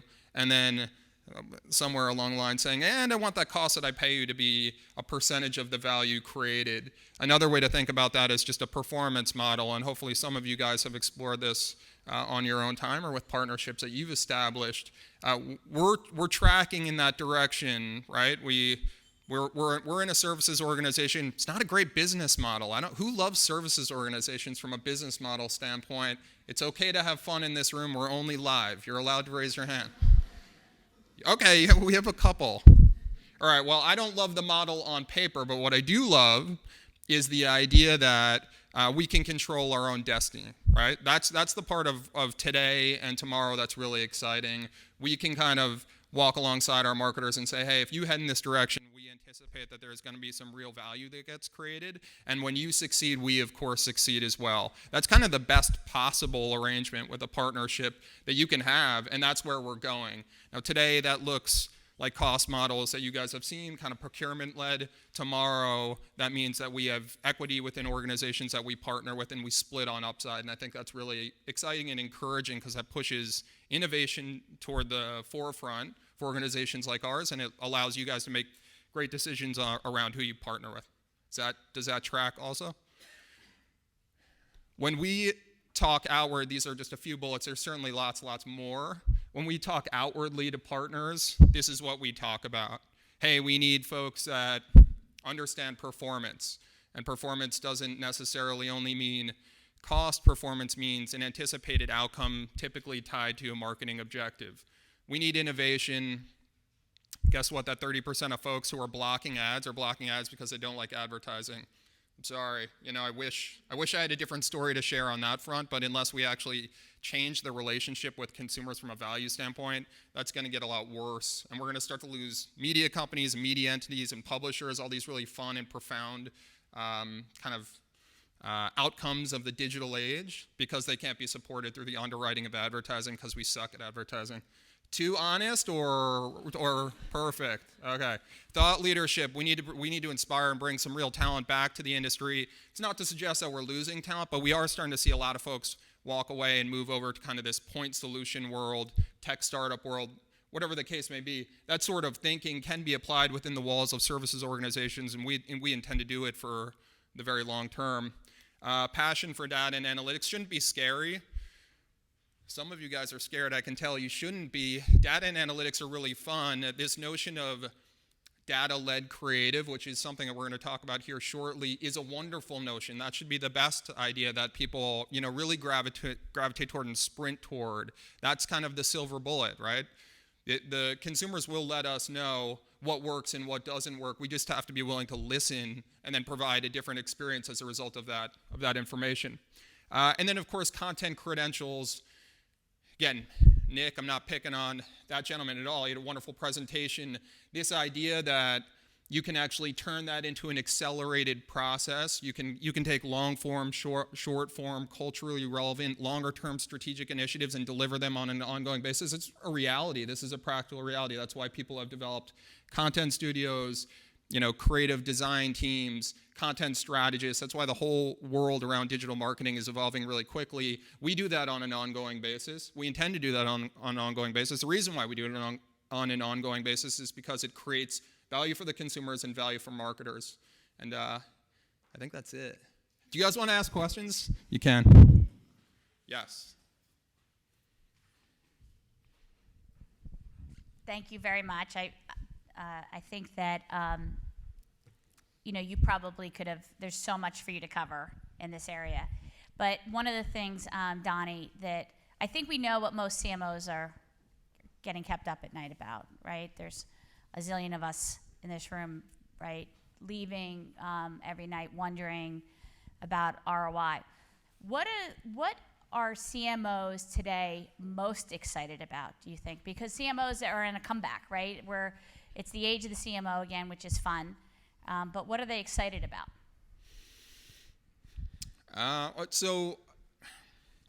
What I would gravitate toward, it depends certainly on the business and depends on the category, but what I gravitate toward from an excitement standpoint, again, me speaking on behalf of the CMOs that I work with and or I prospect, is storytelling. I think there's a real belief today that all of the equipment, all of the information is available and at our disposal to have a different type of relationship with a high-value customer, and that's never been the case.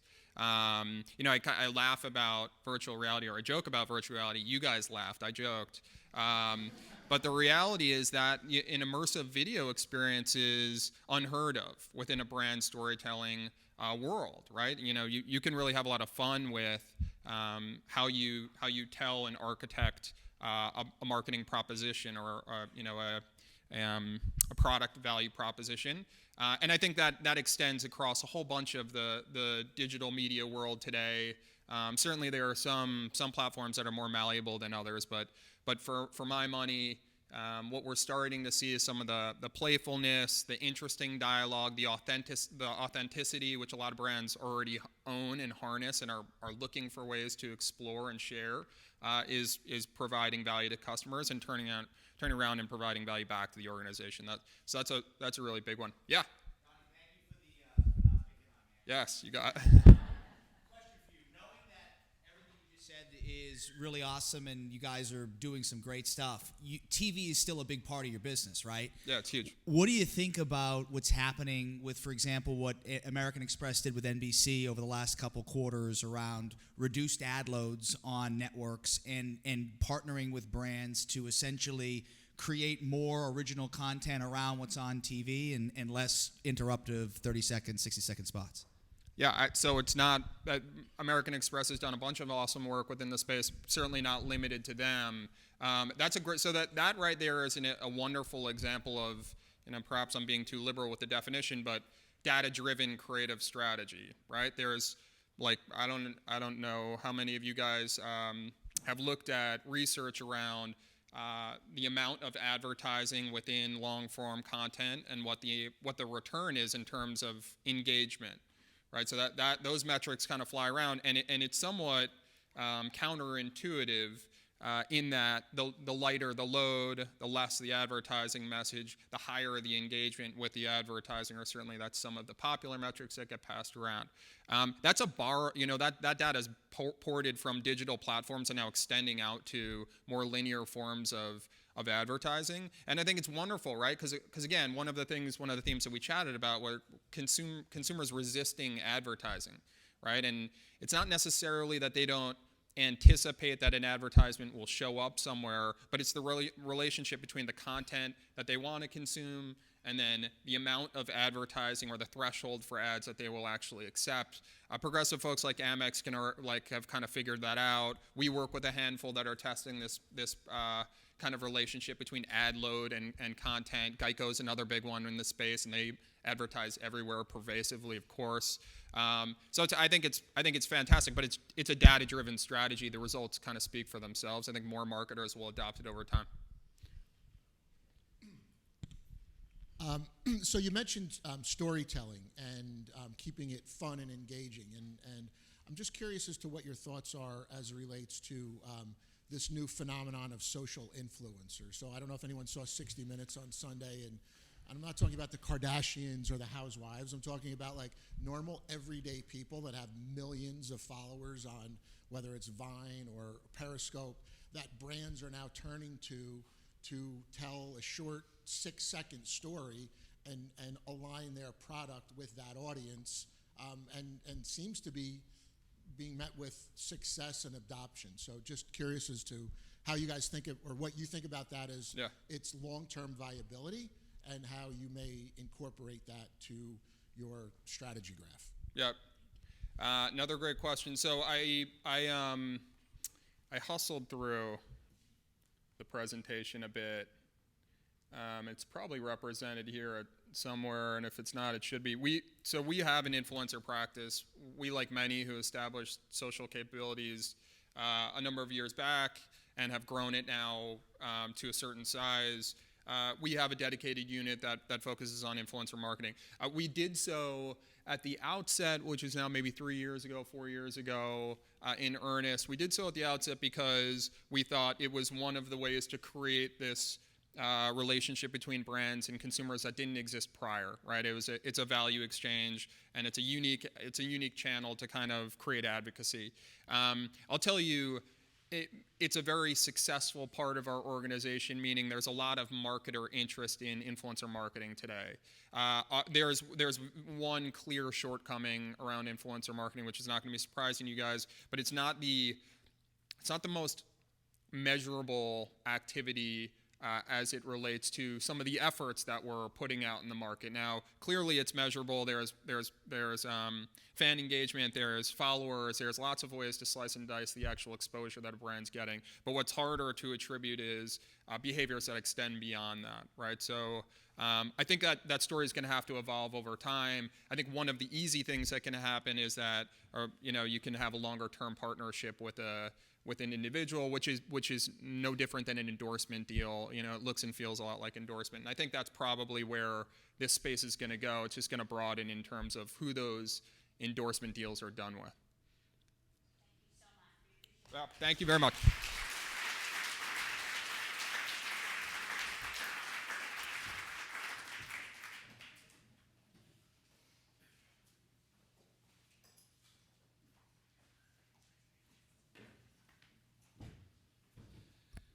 Thank you, Donnie. That was great. And thank you also for referencing the fear of data analytics, because our next speaker today is probably one of the finest minds and best people to talk about how to dispel the fear of analytics, and that is our own Karina Palagrudo. Karina is an executive vice president here at MSI, and she is also the general manager of i.predictus. She is recognized as one of the finest minds in the direct response industry, having been recognized as a 40 under 40. Her knowledge of data analytics is unsurpassed, as is her knowledge of media. And when it comes to data analytics, Karina takes they are the paint and brush in which she creates these marvelous stories and helps our clients grow their businesses. She really brings creativity to technology and data and analytics. And I think what we're about to see now is she's going to dispel some of the boogeymen about data and really talk about its ultimate power. So, ladies and gentlemen, Karina.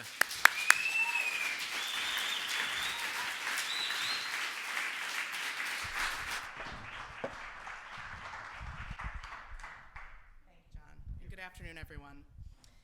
I can't sit still, so I've been given 2 microphones. I'm here to talk to you today about everyone's favorite topic, data. Well, it's one of our favorite topics.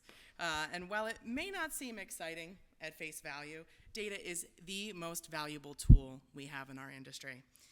And no conference about technology would be complete without a discussion about data. Data is currency. Not only is data a precious tool to all of us, it is actually becoming currency.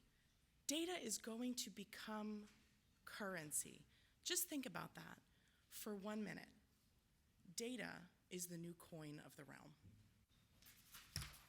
But as of today, data is also one of the most misunderstood, overused, and abused terms in our business. It's sometimes positioned as a magic 8-ball. An instant antidote which unlocks the secrets of the universe. With our invitation, we sent you all the opportunity to ask us some questions about data. Some things that you may want to know but were too afraid to ask. What keeps you up at night? What do you fear? And that's interesting, fear, because that's one thing that, a recurring theme that comes back to us as data enthusiasts. That one wasn't the joke. There may have been some howling. And fear is what we heard in some of your questions about data, and that's what we are most often asked to solve for. So because of our outstanding planning and foresight, we scheduled this meeting to happen right at the height of Halloween season. And what we'd like to do today is demystify data, banish all the data hobgoblins that keep scaring people away from the true power of data and analytics, to shine a light into the dark, sometimes intentionally distorted data landscape, and demonstrate to you how data, specifically our i.predictus platform, can help make what some see as something scary and frightening as useful and approachable. So let's dispel what I like to call the data monster myths. Specifically, 4 myths that kind of keep rearing their ugly heads when we talk about analytics. Monster myth number 1, data is not accessible. All data can be ingested. All data can be combined. You do not have to live in silos anymore. Any kind of data can be warehoused. Any kind of data can be linked together. Where we start is with a review of that data itself. What is it? Where is it? From there, we find one common link. That's it, just one field that we can marry together between 2 different data sets. It's as simple as starting with something like the date of a transaction or activity. And once you make that one connection, you find that one common field, the rest flows together. And that's the oh-so-scary term, data architecture. Importantly, this is not just about consumer data. It's about every dollar that you spend everywhere in the spectrum. Email, direct mail, digital, mobile, social, Facebook, Twitter, print, radio, TV, out of home, retail data, point of sale data at the zip code level, at the SKU level. Now that was a big list I just rattled off there. Is anybody scared at this point? All right. It doesn't have to be scary. Data is your friend. Monster myth number 2. Some data just can't be understood. All data can be interpreted. It is a skill set, and it does have to be learned. But the most important things that you, as marketers, need are an inquisitive team and the right tools. Now, there are 2 things you may hear from your team. We don't know how. All right, we can fix that. Your team can be taught with just a few simple tools. You may hear from the team, we're trying X, Y, and Z, but we can't quite get there. Again, all you most likely need is the right tools, something that can help synthesize the data to free up your team to focus on what data means rather than where the heck is it. And there are 2 things that you may hear from vendor partners. It's not possible. It's not valuable. That is what is truly frightening. If you're hearing that, you may need an exorcism. Monster myth number 3. Excel is enough. Excel is a helpful tool. It's not infallible. It cannot cleanse the data. Data is full of human error, and we often see that teams are trying to fix the errors they find in data with private logic, which tends to just compound the problem. Excel breaks, it crashes, it slows, data is lost, it's corrupted. And one of the reasons we see Excel go off the rails is errors and variation within the data itself. I'll give you an example. Did you know that there are 19 different ways to abbreviate lifetime?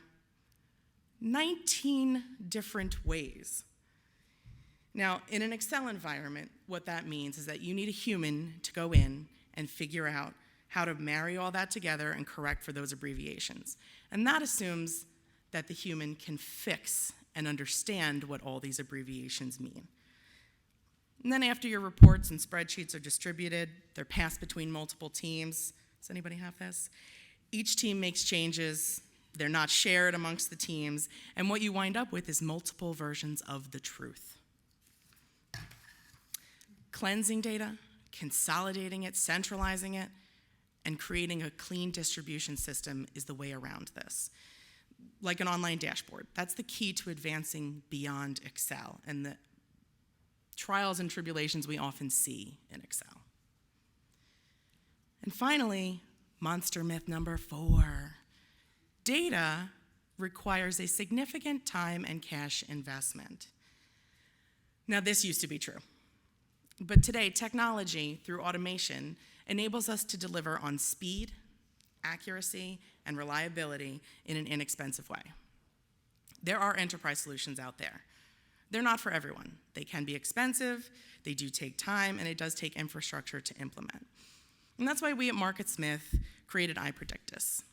We needed a solution that was accessible to all levels of the organization, to maintain headcount and still be able to scale, to be the Waze out of the dark data forest, with predictive analytics that can tell us when there's a truck tire in the middle of the road, or if that hazard is maybe just a dead squirrel. New tools can be scary, but there are tools out there which are accessible, easily integrated with your organization, and user-friendly. And it doesn't take a team of rocket scientists to figure out what it means. So we'll take you through a few examples. Now, this is going to be a little more freeform. See, 2 microphones. We use IP across the organization here with dozens of different dashboards. So there's a lot of team members here who actually use the platform. And they'll chime in from time to time because I don't think I could stop them. They'll give you their feedback on how they use the platform because that's kind of how we roll here. But it means that you're not just hearing my perspective. So if we go into our visualization suite, you can see we'll start with an example, a view of what we pulled into retail in POS summary. I have some help at this point in time from my friend Dimitri in the DJ booth. Thank you, Dimitri. We've nearly got the telepathic link down. So what we're looking at here is a view where we pulled in retail data by store, by zip, at the SKU level, at the category level. Now, if you had to do this in Excel, it would probably take about 40 hours of an analyst's time to bring it in, consolidate it, QC it, create these types of views. This dashboard view took about 30 seconds to create. And it didn't involve any humans that were touching it. So, you have an immediate view of what you need here with exactly the right level of detail. And let me paint a picture for you. Imagine you're in a meeting with your boss, and they keep hitting you with questions. I know we've all been there. I was just there this morning. All right, she laughs. But imagine you have the ability to magically answer all of those questions with the press of a button. They say, we had a good week this week. What did we do differently? They say, how has our media mix changed? How is this channel doing? How is it improving? You can have this tool right in your hands, on your iPad, on your cell phone. It's an intuitive point and click that we see as the Facebook of analytics. It doesn't require much teaching. Now, we do a lot of addressable TV here.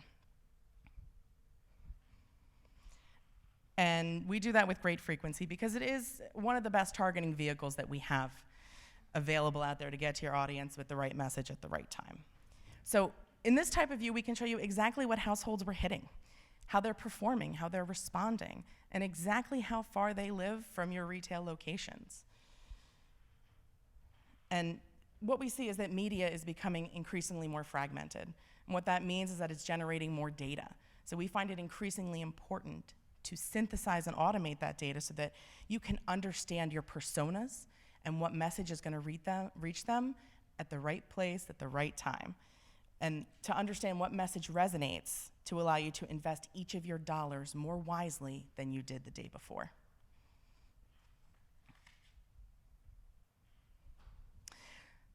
Here, an example of a program performance. You can home in on performance for a specific campaign, how it's performing, versus goals by day, by week, compared to last year. And where all teams work from one set of data, meaning that there is never a disagreement about the results in front of the CEO. Everyone has the same picture in front of them. We have some other sample views here. We bring in marketing spend from various channels. If you take a look maybe at the top line or the year-over-year drill down, perhaps. That was the telepathy. Did you get it, guys? Did you get the telepathy? Dimitri, did you get the telepathy?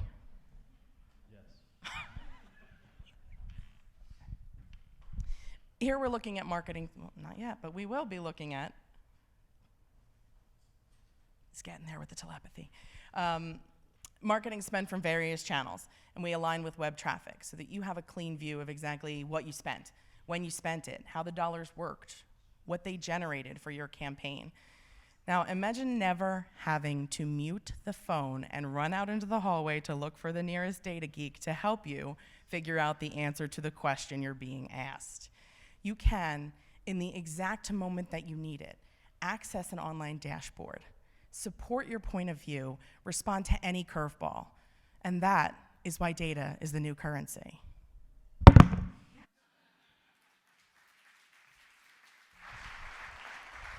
I just always wanted to do that. Thank you. Thank you. Any questions? Thank you. I'll turn it back over to John.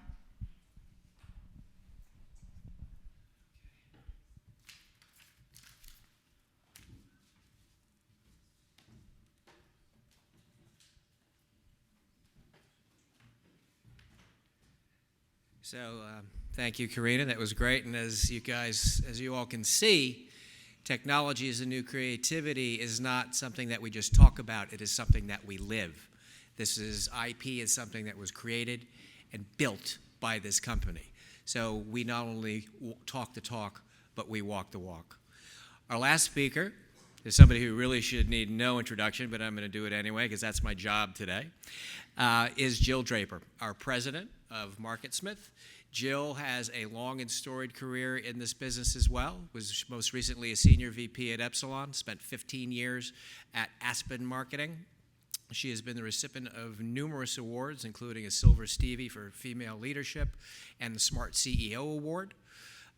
Jill has been our president for the last 3 years and really helped catapult Marketsmith to the fantastic growth that it has achieved, and was, she didn't know it, but, well, we didn't know it when we first met, but we also actually worked together at McCann Erickson eons ago when she was working on the Unilever account and I was working on Coca-Cola, which was actually the highlight of her career, but she didn't know it at the time. So with that said, Jill Draper, everybody.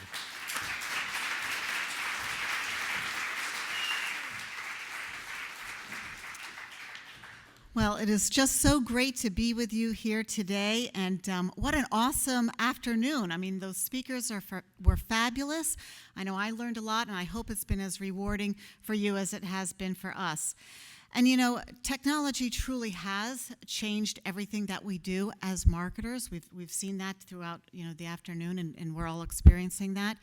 But it really takes a huge commitment to keep up with the changes in technology. It takes constant learning, it takes vigilance, and just a commitment to spend that time and resources to continue to learn about it. And you know, I think that today we've all really spent our time and resources together to do just that. As John mentioned earlier, we spent a lot of time at seminars, and we spent a lot of time in Adweek in September in New York, and there were three themes that kept coming up time and time again, and they're themes that we're all pretty familiar with. And the first one is the rising importance of data, the increased need to expand diversity in our industry, and of course, you know, the 800-pound gorilla in the room, the millennials. Well, 17 years ago, Monica C. Smith was already moving in those three directions as she was planning and thinking about what kind of new marketing agency that she wanted to create, and what would that look like. And so in 1999, she founded Marketsmith based on the belief that sales attribution, accountability, and media transparency were all key factors in driving our clients' businesses. That, along with the fact that it was really only through data that we could really understand and connect with our consumers. So, you know, we've all talked a lot about technology today, and Karina has just brought us through our i.predictus platform, which has really transformed media analytics and really helped answer the need for that greater accountability.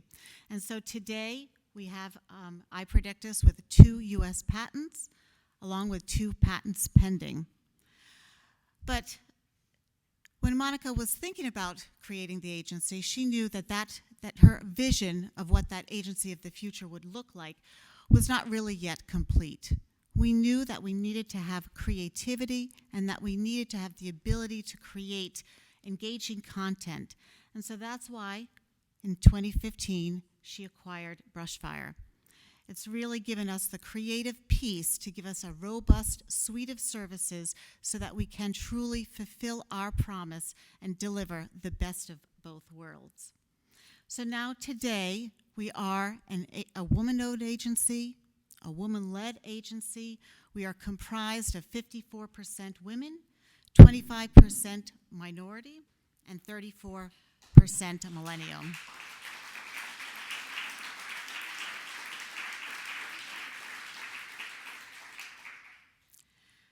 So we're very proud today to announce the new Marketsmith that is built from a culmination of 17 years of hard work and dedication. So I just would like to play a little video that kind of captures where we are moving today.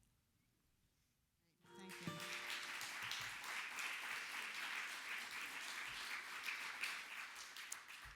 So technology excites us, it empowers us, it motivates us, it's infused in everything that we do. And now I'd like to introduce Monica C. Smith.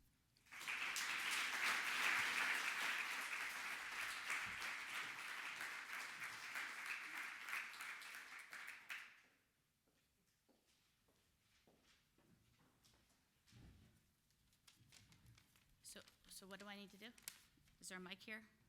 Get rid of it? This is Karina's fault.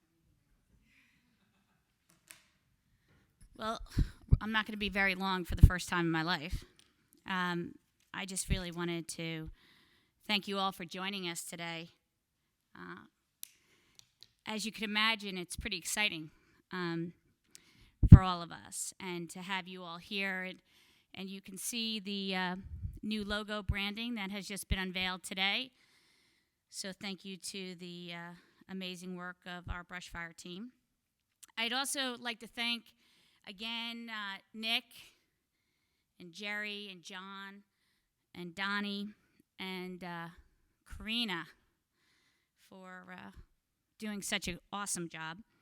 And then, obviously, Jill and Karina have really been instrumental into what you see here today. But then the afternoon is really been made possible because of the foolish three that never seem, no matter what we do to them, keep coming back every day, is Kathy Anton, Ann Bacone, and Kathy Sasenti. So thank you very much.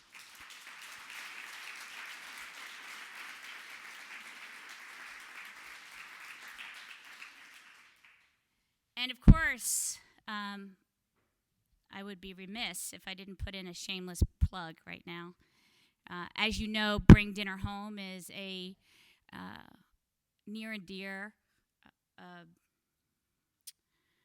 event for us that in its 5th year has had an amazing transformation. We have gone from serving just 1,000 people a Thanksgiving dinner and feeding them for a week to supplementing what's called a Camden Cares Room in Camden Street in Newark for 12 months out of the year for families in crisis before they find themselves homeless. And we are, with the contributions that have been absolutely amazing, we will absolutely hit our goal this year. And www.bringdinnerhome.org for those who haven't done it yet.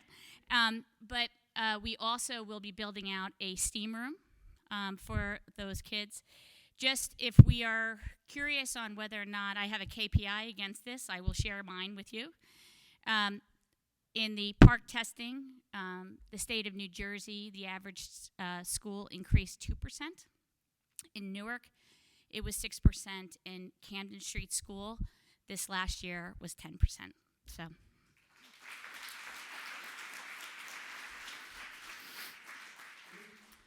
In addition, we have added to that the Cedar Hill After School program here in Morris County. So now we find ourselves in 2 counties. That supports 34 after-school families where they originally were paying $15 to $18 per day. They now pay $3.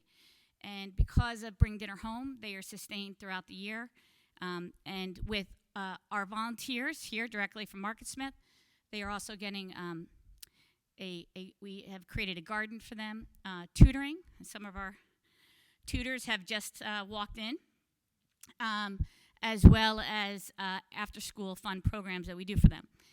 And finally, we because of the supplies that we are getting in, that we are now behind that curtain, is a 12-month-a-year collection for materials. We are able to help the JBWS, which is the Jersey Battered Women's Services here, also helping women who are in crisis and who families are looking to get back on their feet. So, shameless plug is over. Your help is appreciated. Thank you for coming very much, and we appreciate it. Have a great night.